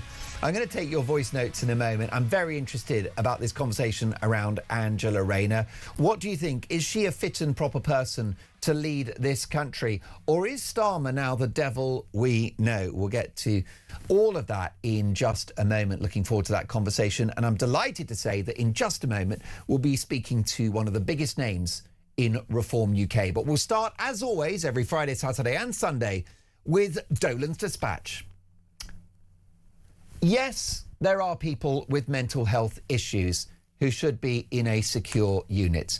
Yes, there is a small but dangerous far right who will be emboldened if establishment politicians remain asleep at the wheel over immigration and national identity. However, the elephant in the room is Islamism or radical Islamic ideology. This is an anti-Western ideology which hates not just Jews, but all of us and everything we know and love about this country. Radical Islam hates freedom of speech. It hates religious tolerance. It hates women being equal citizens. It hates openness to other philosophies and political outlooks. Islamism hates it all. It has a disdain for modern fashion, a disdain for contemporary music, a disdain for shopping and free and open markets, a disdain for a flutter on the horses and a pint on a Saturday night. Islamism has a hatred of democracy and a secular state being responsible for the rule of law. It has a hatred of all other faiths and of those with no faith at all. It hates everyone and everything. It is tyranny. It is murderous. It's dangerous. For the West, it is existential. And it's headquartered in places like Iran, a wicked anti-Semitic regime which America and Israel are currently bravely seeking to disarm. Over generations, we have imported this hateful ideology via legal and illegal immigration. Now, very few people have a problem with a multi-ethnic society. Britain is a multi-ethnic society and largely a very successful one. I speak as an Irishman myself. But the doomed and misguided experiment of multiculturalism allows such ideologies as Islamism to enter Trojan horse into our country, our society, and our communities. The suicidal empathy of turning a blind eye to illegal boat crossings and mass legal immigration from incompatible cultures has led us to where we are today. An immigration policy which brings with it no expectation of integration, and it's led to a terror threat now at the level of severe. We have among us people that hate Britain, that hate its history and its traditions. We have among us people that wish harm on not just Jews, but on the wider population. The terror threat is proof, if you needed it, of our broken, divided society, and one that has forgotten its founding principles. So how do we fix it? How do we get that terror genie back in the bottle? Pretty simple. Make Britain, Britain again. 03444991000. It's my view that by reasserting British values and traditions, a multi-ethnic society can be very successful. With a terror threat at severe, it's not currently successful and it's getting worse. Let's get reaction from a very good friend of mine. Layla Cunningham is Reform UK's mayoral candidate in London. Good morning, Layla. Mark, how are you? I'm really well, and it's great to see you on the show. I believe we have a very successful multi-ethnic society, but the multicultural experiment has not worked. What's your view? No, I mean, I agree. Listen, Islamism is a big, big problem in this country. And let's just be clear what it is. It's a political ideology that puts Islamic rule above the law of this country, and it's incompatible with a free democratic country. Like you say, we've imported people that hate us, that hate our way of life, that hate our country, but even more dangerous, not only do they hate us, they want to destroy us. And Islamism is an ideology that justifies violence, it justifies intimidating communities, and it undermines the rule of law. And sadly, for too long, governments have been hesitant, worried about, labels such as Islamophobia or whatever, to deal with the problem. And that hesitation right now, we're seeing the consequences of it. And yet, many Muslim countries across the Middle East have been very tough on this wicked ideology, more so than us. Oh, yeah. I mean, this is not about Muslims, it's about Islamism. And most Muslim countries completely reject it. Saudi Arabia, United Arab Emirates, many other examples. Even Egypt, where my parents are from. I mean, the Muslim Brotherhood, in Egypt, you just almost mention the word and you're hauled into to prison. Here, I mean, not only do we tolerate it, we grant them asylum. It is, you don't defeat terrorism by letting people in. You encourage it, and that's what's happened. And that does lay at the door of the government. The threat level now is severe. I'm surprised that it just has become severe. And I think actually that's too little, too late, because we have no idea of the men arriving on those boats. And we do know that some from the Muslim Brotherhood have landed on our shores from those boats. And we could have hundreds of sleeper cells. How do we know? I'm sure MI5, I'm sure the government don't even know who's in our country. That is the bad thing. That is, they don't know what the men's motives are who land on those boats. And then the issue of multiculturalism as a political project has no expectation of integration. And that's the problem, isn't it? A huge problem. And the problem is that the Greens and Labour have basically divided this country up along tribal and religious lines. And, they've told each group, each ethnic minority that you're a victim. Britain's Islamophobic. You're a victim. Only the Greens and Labour can save you. They keep them angry because it reaches turnout. And they're the ones that create division in that sense. When you campaign in a different language, that's not unity, that's division. That's telling that particular group, you don't have to learn English. You don't have to integrate or assimilate into our country. And that's why I joined Reform, because for me, the most unifying message is pride in our country. I know. Joint pride in our country, joint pride in our history, and more importantly, joint hope in our communal future. And that's what the left is destroying. Most definitely. And do you worry, as somebody of the Muslim faith yourself, that all Muslims will be tarred with the same brush and that Islam becomes seen as the problem? I mean, you do have that already, and I can understand. It's hard to differentiate. There's a lot of if you don't understand the difference between Islamism and Muslims. But I would just point to many Muslims in this country who are British first and foremost, including yourself and including Reform's Shadow Home Secretary Zia Youssef. And millions of others across the world. You'll find Muslims, in many Western countries, and listen, in the Middle East as well, who do not wish death to the West. In fact, we recognise the amazing things that the West does. But the problem is the outcome of mass immigration, the outcome of weak leadership, the outcome of forcing some kind of, you have to be accepting and, forcing us to put our values and our way of life to the side. The outcome of that is we have a community in our beautiful country, a Jewish community that have been here, that have made this country, and they literally don't feel safe every day. I have friends whose children, they won't let them wear the Star of David mark in London. That's just not the London I grew up in, but this is the outcome of very weak and cowardly leadership. Most definitely. And I'm going to come to your London brief in just a moment, Layla. But a final thought on this issue of Islamism, which, as you've said, is a sort of wicked political ideology. There are some that take the view that moderate Muslims are not proactive enough in calling out this dangerous ideology. What would you say to that? I mean, listen, I think it's almost the same with saying, I don't know. Well, maybe Irish people should have done more about the IRA during the Troubles, perhaps. That's what I mean. I don't think they're not responsible for the evilness that comes from Islamism. To lay the blame at their door that they're not speaking about it. They just want to get on with their lives. And listen, Mark, it's not easy to call it out. I've had a lot of death threats and threats from the Muslims, Islamisms. I've been called, I'm not a real Muslim. Death will come to you.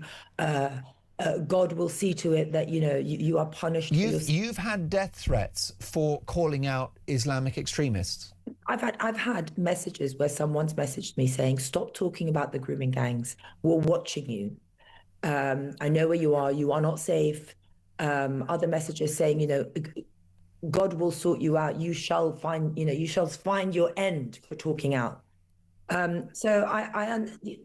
Islamists on the extreme scale are terrorists. So I don't know if people want to mess with that. Well, I think the issue of fear is very significant. And if you've got, for example, hateful clerics who may be called out again, are you facing death threats? It's a worrying development, but I'm glad we're having this conversation, Layla. Meanwhile, you are Reform UK's mayoral candidate for London. It used to be the greatest city in the world. How are you going to save it? Well, number one, we're going to have, policing has to have a complete rewire. We're going to have visible policing, police stations, 24-hour counters. And, there's going to be, for instance, Mark, as I said before, there's a rape that's reported every hour and only 6% end up on a charge. Women don't feel safe. Parents don't feel safe. But apart from crime, which is a huge, huge issue, and housing, transport, for right now, I speak to so many people who drive a car and they just feel constantly punished, targeted, fined. For instance, the blanket 20 miles per hour across London, where I live in Westminster, it wasn't Sadiq Khan who brought it in. It was actually Westminster City Council under the Tories that brought in a blanket 20 miles per hour limit on roads. And what we've seen in 2019, and what we've seen is more people are getting done for 23 miles per hour than they are for speeding on the motorway. So bad. Good policy protects people, right? Bad policy punishes people. And that's what you're seeing here. Because, and I've prosecuted these cases, and it's the first time, you see grown men crying because they've lost their license because they've done 23 miles per hour 4 times. This doesn't And what's the problem is it's ordinary people that feel they're being crushed by the system. And they've had ULEZ as well. I mean, they're being ULEZ, clobbered. LTNs, I mean, these aren't reckless drivers. And then the cost of petrol, which has spiraled. Yeah, they're just normal people being punished like criminals for doing 23 miles per hour. And it all adds to the same thing. People feel squeezed, watched, and penalized just for taking their car and going to work, taking their kids to school, running a business. And we really want to end the war on motorists because we understand that a car is essential for so many. A mother of 3 is not going to get on a bike to take her kids to school. You know, a disabled person, an elderly person. And people feel it's not about safety anymore. It's literally about enforcement and revenue. And it has been a big revenue stream. And London does need to be saved because it is the cash cow of the British economy. I mean, yes. I mean, I want it to generate so much money that, you know, when Nigel's prime minister, he can do everything he wants in the rest of the country. It should be a massive economic engine, but it's number 20 for IPOs, Mark. That means British companies are no longer listing in this country. We're behind Mexico City. I mean, that is the city of London. It used to be at the top of that list. So we need to regenerate the city. You know, we need it to be a tech hub, a startup hub. We need our young people that work. We are a city, Mark, that when you're raised here, you go to school here, but when it comes time for you to buy a house, the city tells you, I'm so sorry, it's too expensive for you. This place is not for you. You cannot buy a house here. And so many move out. Yet it houses the largest amount of refugees and asylum seekers in the country. So people who grew up here, who can't afford to live here, are subsidizing people, some of whom came illegally, to live in the city they love but can't afford. Yes, of course, we know, don't we, that reform will look at the asylum cases of 5 years worth of claims, and anyone that outstayed their visa or entered the country illegally will see their settled status reversed. Plus, there's an effort to tackle the Boris wave. It's possible that almost 1 million people could leave the UK in the course of a Reform UK administration. Yeah, I mean, what is the point of having rules if they're not enforced? You know, what's the point of having borders if you can come here and stay? And last week we heard that I think, I can't remember the exact figure, but if you are refused asylum, they don't leave anyway. Oh, that's right. I think only about a quarter leave. A quarter leave, I mean, something outrageous, because apparently they're not allowed to be destitute, so we have to give them taxpayer-funded housing. What's the point of refusal if it doesn't mean that you leave? It's just a gentle nudge. We have to enforce the law, and we have to prioritize British people, and more importantly, we have to spend taxpayers' money for those in the country, not those that have just arrived. Clock's against us, Layla. Your boss, Nigel Farage, has opened the door to a coalition with the Conservatives as Reform UK's poll ratings plateau. Speaking to broadcasters on Wednesday, Nigel Farage was asked whether he would consider an arrangement with the Tories to enable the right to take power after the next general election. And he responded, let's see. Reform UK have plateaued, haven't they? You've hit a glass ceiling. This is as good as it gets. No, I think it goes up and down as the polls do. You know, I think number one, the error of margin is quite big. You can't win, can you? You need the Tories. No, I don't. I think we can win without the Tories. I think it's early days, and I think you'll get a lot of shy reformers. I think you'll get a lot of people that are voting reform, but maybe are not indicating that. So, is your money on an overall majority at the next election, whenever it comes? A stonking majority. Well, I'll tell you what, it'll be interesting times if it happens. Layla, fantastic to see you again. Thank you for your valuable time. Layla Cunningham is Reform UK's mayoral candidate in London. What do you think, folks? Angela Rayner for number 10. Here's a voice note from JW. Why does it say I'm the only one who remembers a tweet that Angela Rayner put out several years ago saying that if she came into power, she would reduce the British military by half and practically do away with the Royal Army? That is a dangerous woman. It's really scary. And also, you know, I paid £15,000 almost to move here 22 years ago. from the U.S. And I see all this stuff that's happening now with the immigrants, and I'm thinking, wow, can I get a refund? Because, you know, when you buy something at a shop and it's not fit for purpose, you're entitled to a refund. So can I get a refund? Well, JW, you're entitled to ask for one. I'm delighted that you're here because I've got no doubt you're a very productive member of society and you are an example of very positive immigration. Sadly, that's not the case across the board. So much more to come. What do you think about this? Would you like Angela Rayner to be your next Prime Minister? 9:21, this is Talk Breakfast.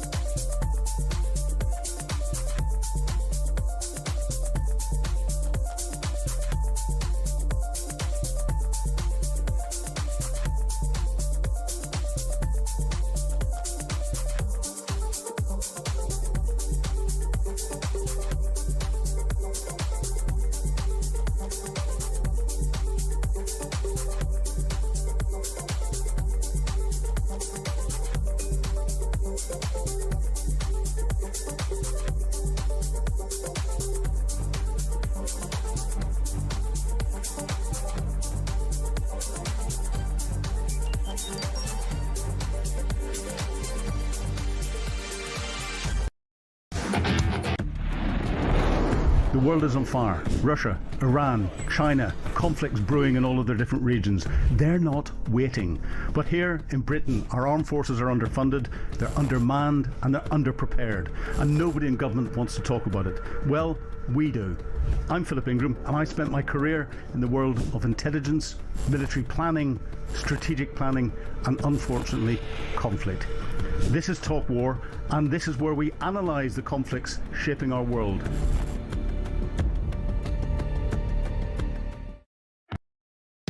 Across the UK, on DAB+, on your smart speaker, on your smart TV, and on your side. This is Talk. You're listening to Talk Breakfast. It's 9:25 and breaking news, a 45-year-old man has been arrested and is being pursued for terror charges in Golders Green. Let's get further reaction to that devastating atrocity. I'm delighted to welcome a witness to the attack, James Marlowe. Hello, James. Good morning. James, thank you so much for joining us. Very tough for you to have to revisit the horror of this attack in Golders Green. What were you doing in the area at the time? Well, it's where I live. It's where I'm based. It's where I work. Partly as well, it's where I am a member of the community, and it's where I'm very much involved in community activity. So I actually didn't even realize the guy was behind me. And I realize, of course, that he has been charged, so we have to be careful what it is that we say. Yeah. But I believe that I can say, as I was walking down Golders Green Road, in fact, I was coming out of the synagogue, the very synagogue that somebody else was stabbed. I went into a store next door, which was a phone store, as I've got another trip coming up abroad and wanted to check something on my phone. Then I did what most other people do, and that is you speak to somebody on your telephone and you're unaware of what's taking place around you. It turned out that, of course, 1 minute behind me, this activity started to occur. It started to happen. I went back home where I was heading, and then a short while later, hearing sirens around this area is not very unusual because, of course, in the last 3 or 4 weeks, there's been a very huge amount of police. And of course, we're very grateful for that in the area. But I heard a helicopter, which is not so usual. So I came out thinking that there was an accident on the A406, about 6 or 7 meters from where I'm standing right now, and looking to see the air ambulance landing somewhere in the A406. But it wasn't that. When I came out, obviously I'd seen what has taken place. The suspect was just being taken down right at that point. And we've all seen enough video around. What's interesting is that it was actually the Hatzalah, the Jewish paramedics, that were treating him alongside the NHS ambulance, because the Jewish Hatzalah paramedics could actually not get down Golders Green Road because it had been sectioned off in 3 different areas, 2 different stabbings in 2 different places. And then, of course, when the suspect was screaming down further down the road on the junction of the A406, that's exactly when police moved in and he was taken. Hatzalah people moved in to try and treat him because that's his job, despite the fact that there was a lot of publicity against why the Jewish community having their own police service and security service and ambulance services and their own ambulances. Why is that allowed? Well, it's allowed because it takes the pressure off the NHS and it takes the pressure off the police. And other communities should actually look at that and follow that. And it's horrendous that this happened. It's catastrophic. It's a tragedy. And it's very painful for you to have witnessed it. You will never forget those scenes, will you? Well, I have to tell you, as somebody who was based in Israel for many years, and I was a correspondent in Jerusalem, I lived in Jerusalem, I was a witness to several suicide bombings. I escaped free myself.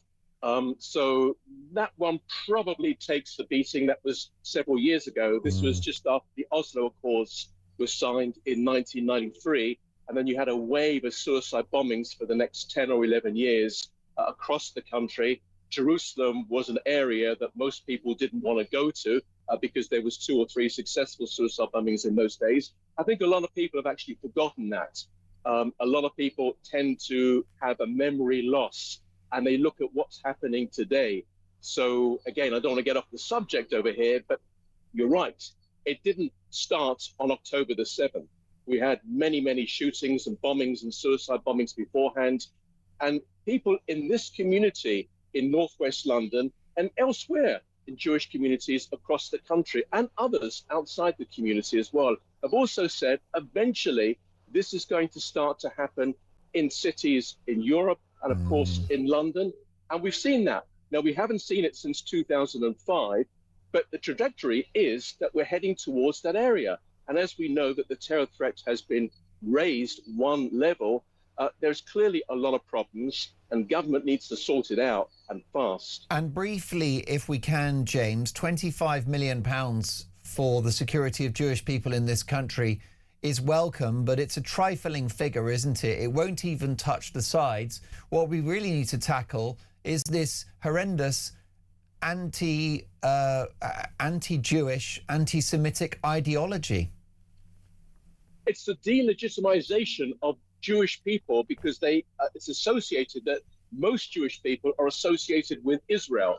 They have friends, they have family there, they travel there for holidays, they might have a home over there. Some of them live there, their kids live there, or their children are working there, perhaps learning there. So there is a very large association with members of the Jewish community with the state of Israel. You can't get away from that. But yet, nevertheless, as it was said to me earlier on, if you disagree with Donald Trump in the White House, that doesn't mean that all Americans, whether they live here in this country or whether they're tourists, are targeted. It really doesn't make sense. And you do have to find a program to radicalize a lot of these people. Yeah. But we see it. We see it's taking place right now in mosques in certain places across the country. And police need to get in there and not just say you shouldn't be doing this, but literally you need to take action and the CPS needs to prosecute. James, you're so right. My wishes to you and the good people of Golders Green, which is a lovely London suburb, and obviously what the Jewish community are going through at the moment is absolutely horrendous across the UK. More power to you for speaking up for the Jewish population, James, and we'll catch up soon. James Marlowe there, a witness of the Golders Green attacks. Marie van der Zyl is the past president of the Board of Deputies of British Jews. Good morning, Marie. Welcome to Talk Breakfast. Thank you for having me on today. It's important for my viewers and listeners to understand that an attack on Jews is an attack on all of us. Absolutely. It will start with the Jews. It will not end with the Jews.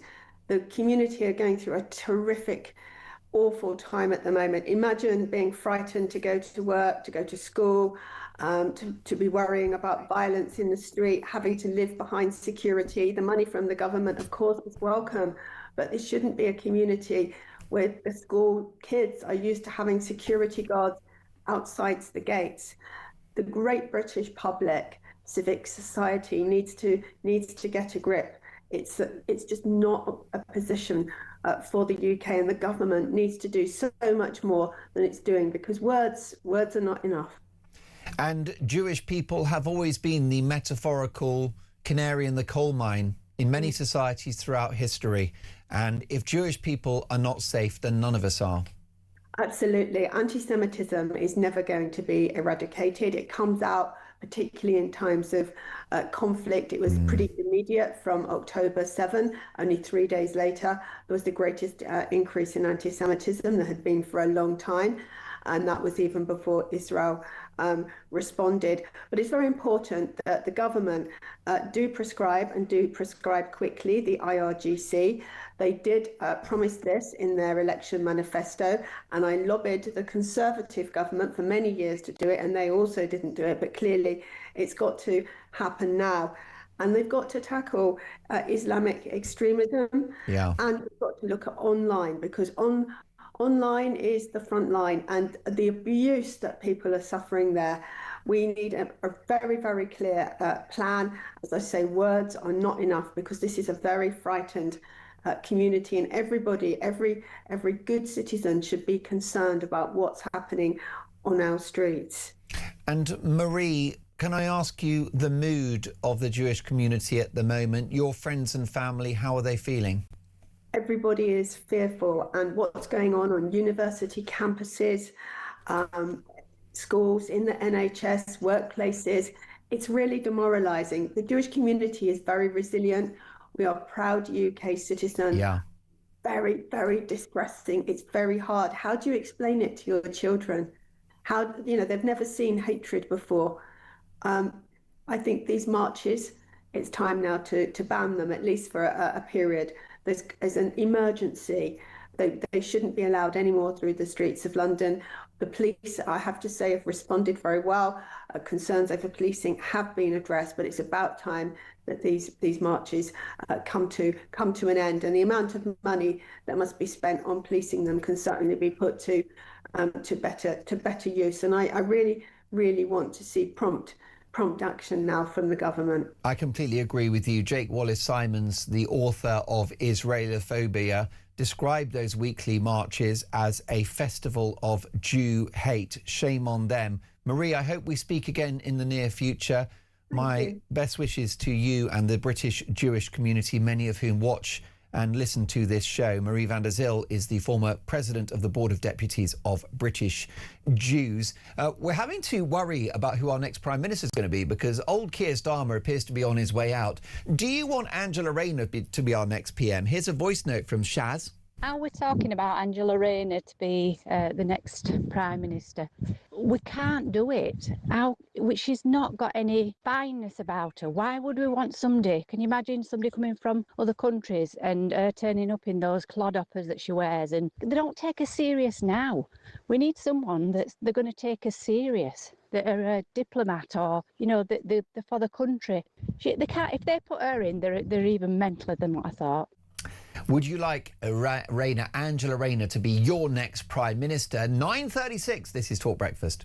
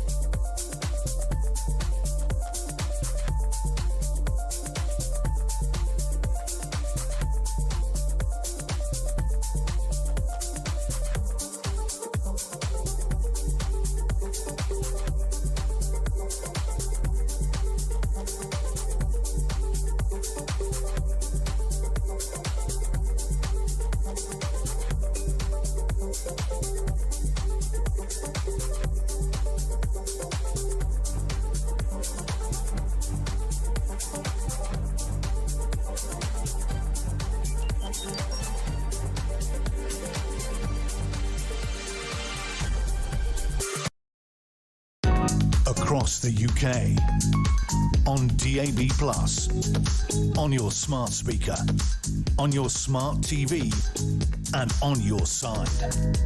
This is Talk. 9:39, this is Talk Breakfast. Do you want Angela Rayner to be your next Prime Minister? This is Jane on a voice note. No, regarding Angela Rayner, do not want Angela Rayner to be the next Prime Minister, because it's just so obvious now, blatantly obvious, that when it comes to the Labour Party, they just want to get to the peak. So she just wants the massive payday. So if she gets to be Prime Minister for 5 minutes, she doesn't care. She doesn't care about the country. She doesn't care about what she's doing. She wants to be the top of the greasy pole, so she gets the massive payout, the pension and everything else that comes with her that sets her up for life. That's what she's after. She doesn't care about anybody. And to be fair, Keir Starmer's the same. A lot of the front benches on the Labour Party, and that's the difference across the way on the Conservatives and obviously Reform. They're from the real world of work. Let's take another voice note. Thank you for that, Jane. Mrs. Phil? Yeah, I can't think of a more devastatingly horrible thought than Angela Rayner winning the ticket for Prime Minister. I think she might even, if she won a ticket to race at Newmarket in the 3:30, she might lose that as well. She's so bloody useless. Wow. How about this from Andy? All this chat about Rayner becoming like a future PM, it's just like proves a point what a state this country's in if their people are cooing over Rayner coming in as PM. She should be nowhere near it. But, you know, sometimes I think it might be a bit of a scattergun approach where to keep Starmer in, where they keep mentioning Rayner and just to keep Starmer in. But my, oh my, we are in a state, mate. We've got to get this lot out as soon as possible. Thank you for that. And here's another Jane. Morning, Mark.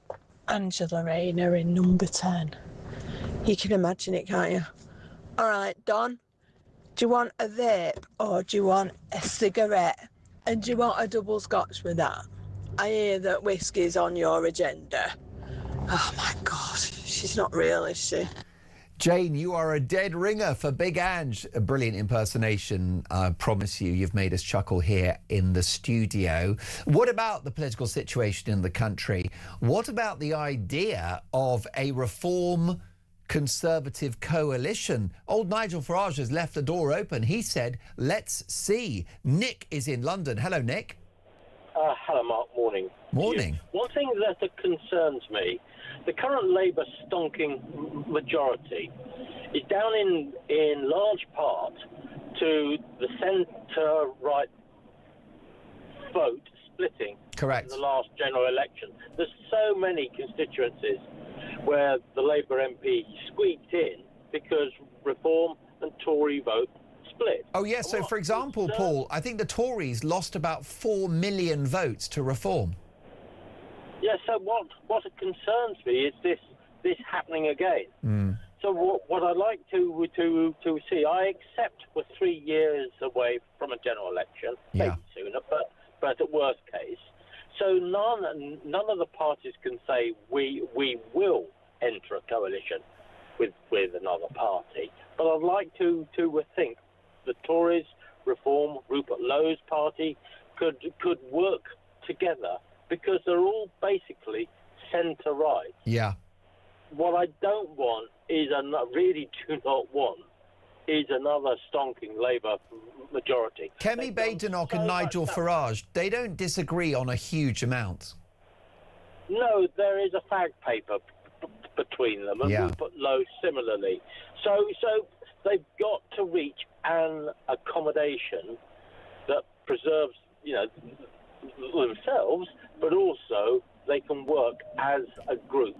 Because the problem is, Nick, if they wait until after the election, it could be too late, right? Exactly so. Exactly so. What do you think is going to happen? Will the right unite, as you so wish, Nick? I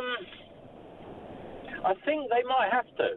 I don't think they're daft, and I think they'll see the voting. What it does. We're going to learn an awful lot in the next week when the local council elections come through, because if Labour hold on to a number of seats simply down to the Tory vote splitting, the centre-right vote splitting, then the proof's there. We're going to end up with another five years of this dreadful Labour government, and who knows what country we'll have. Well, indeed, propped up by the Greens and their leader, Captain Cleavage himself, Zach Polanski. Nick, great call. Have a good Friday. We'll speak soon. Paul's in Brighton in East Sussex. And Paul, it's quite easy to forget amid all of the drama that we're discussing today, the Golders Green attack, Angela Rayner on manoeuvres for number 10, that we still have massive illegal immigration. Yeah, exactly, Mark. Funnily enough, I had the pleasure of driving past Ms. Rayner's flat this morning on Hove Seafront on my way to work, still working as a pensioner. Yeah, this country, I'd have thought, Mark, that that terrible murder that took place for that poor girl who was a receptionist in the hotel for migrants would have been the wake-up call. I know. I'm so glad you said that, Paul. I'm thinking, when are people going to wake up? A young woman suffers a gang rape in your town of Brighton. What is the story which is the tipping point? Well, exactly, Mark. You had that terrible murder. You had the rape in Brighton, which was absolutely despicable. I mean, not only did they sexually violate the poor girl, they spat on her, they took photographs. What are these people like? And then we have other stories about migrants coming into the country and they're, seducing or sexually assaulting, grooming. Yeah, underage children. I mean, Mark, at the end of the day, I don't care what creed, religion, whatever you are. If you're a wrong 'un, you're a wrong 'un. and we have wrong-uns who are British-born, white, whatever. Yeah. But we are just importing problems. And people can say what they like about Donald Trump. He got it right when he spoke and said that Europe is importing crime. We're importing trouble. And all this started with Blair and his open borders. Blair, with his, I've got a few points I wanted to make. You spoke earlier about, Angela Rayner. Now she's jumping on the young people. They've got no future. Who started all that? Blair with his university nonsense. Yes, and printing and Bank of England printing money, which led to an explosion in asset prices, including housing. Yeah, well, the thing is, Mark, I was just going to go on about youngsters. This education mantra that Blair spouted. That wasn't about education. That was just about reducing unemployment figures, because you do not, young people in education, full-time education, do not appear on the unemployment record. Bingo. That's all that was about. It's cooking the books. It's cooking the books, Paul. No. Then we had no apprenticeships for years in the building trade, which is what I'm involved with, and therefore then we employ Eastern European people. Yeah, they're great workers, nothing wrong with them. But why aren't we training our own people? We've got, I've lost track of the figures. All I know is they're going up every day under this hapless Labour government. And we've got a business secretary, Peter Kyle, my local MP, never run a business in his life. His last job was running a charity. Well, that's not creating wealth. That's just giving other people's money away, a bit like the Labour government. They've got to go. I don't care if Angela Rayner, Ed Miliband, anybody takes over from Starmer. They're all as useless as each other, and they'll only embarrass themselves even more than that idiot has. Starmer, who's got to go. He's a liar. Lee Anderson summed it up brilliantly. He's a liar. Sorry if I'm ranting a bit, Mark, but... It's not a rant. What you've done there, Paul, is cover a range of really important topics, incredibly articulate. I agree with every syllable. And you, by the way, you've got skin in the game. You're a man that's put more than he's taken out from this country, and you're still working as a pensioner, which I think speaks volumes. So. Yeah. What do you do, briefly, Paul, what do you do in construction? I run a subcontract business, so we work for main contractors doing finishings and so forth. Well, I'm really glad you called, because I really want to big up the construction industry, because it's a massive part of our economy. It's a big employer, and those lads and a few ladies work their socks off every day, don't they? They do indeed. I mean, the construction is not in a good state in this country. If you speak... I mean, you should try and get some people from major house builders, the Barretts, the David Wilsons, people like that, Red Row Homes. Speak to people like that. They will tell you of the problems that they're going through. The market is dead, and that's thanks to consecutive governments, and Conservatives did this as well. They saw an opportunity to bring revenue rather than bring down what they're spending. No, let's try and rake in more money. So they've hit stamp duty. And all this talk, Rayner. You had a gentleman on this morning, a speaker. He said, what a brilliant politician Angela Rayner is. Then he went on to say about all her failings. He contradicting himself. Well, Paul, you haven't done that. You've got to call me again. I wish we had longer, but you've spoken total sense. And the construction industry is a bellwether for our economy, and it is currently being run into the ground. And it's no fault of the heroes that work hard every day, sometimes in very hazardous conditions, in all weathers, getting the country building. Thank you, Paul. We'll speak soon. Robert's in Hertfordshire. Angela Rayner for number 10. What do you think, Robert? Well, they're going on about Angela. A lot of people are going on about Angela Rayner. Well, she's quite a good politician. And they're saying the same about Zach Polansky. No, let's get it right. Zach Polansky is like the dangerous version of the raving lunatic party. He's a dangerous idiot. Yeah, because they're funny and he's scary, right? Yeah, but he's dangerous. Okay, yeah. He's dangerous. But listen, they are a flash in the pan. Believe you me. They won't amount to anything, because they might do well in the local elections, but when it comes to the next general election, people would have sussed them out by then. Angela Rayner is just an out-and-out left-winger. I can say it, you can't. She's just as common as muck. She's got no class. And it wasn't so long ago where she swore that she wouldn't run for Prime Minister. However, Starmer owes us, the British people. So the best thing he can do now is go and call the general election, because he owes us that. And then he can get himself a nice, comfortable job in Europe. Of course he will. Probably lined up. But he owes the British people who basically, I know we moaned about him, but we stood by him for 18 months, 2 years. You know, Labour supporters have got to remember one thing. They are finished. Whether it's this general election, the next general election, they are finished. And it's such a shame, because I know, you know, proper Labour supporters who are unrecognisable against what's going on now, but they are finished for good. For good. Robert, I've loved our conversation. I wish we had longer. Call me again soon and have a good Friday. Ben's in Essex. Ben, Big Ange for number 10. What do you reckon?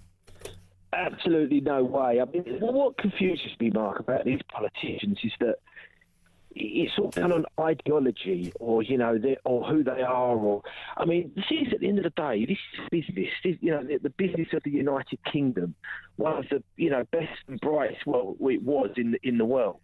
And you're getting these people that have got no track record, no clue about how to actually do stuff, get results, you know, create good culture. And if you was an employee of a big company, like a construction company, would you want someone that's been in the industry, got their hands dirty, knows how to run a business? Or do you want someone that looks good, sounds good? I mean, I would want the person that knows what they're doing. Well, I can't think of Angela Rayner getting a big job anywhere in industry, can you? No, none of these politicians. I mean, you look at Rayner, Starmer, Polanski. They couldn't do a day's work in their life. They're not from the real world. It's all about how, you know, what ideology do I support, or what can I go along with that's going to get the crowds. And it's suicidal for people in this economy. You know, you need someone that's going to get results, do what they say they're going to do, and that matters. And Ben, can you name someone that can save Britain at the next election?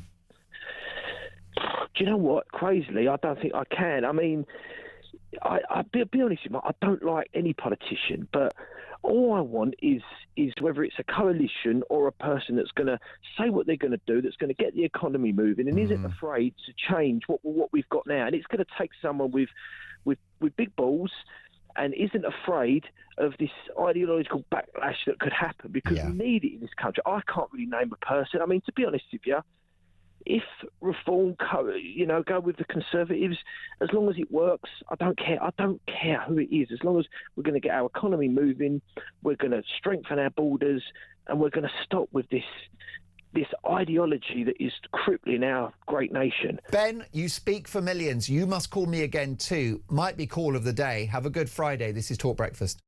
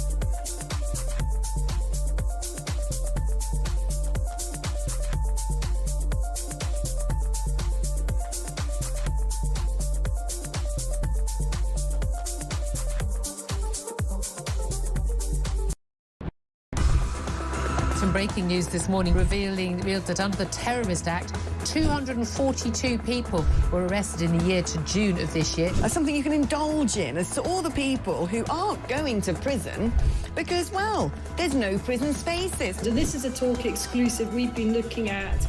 I said, you take these cuffs off me and speak to me like a human being rather than a common criminal.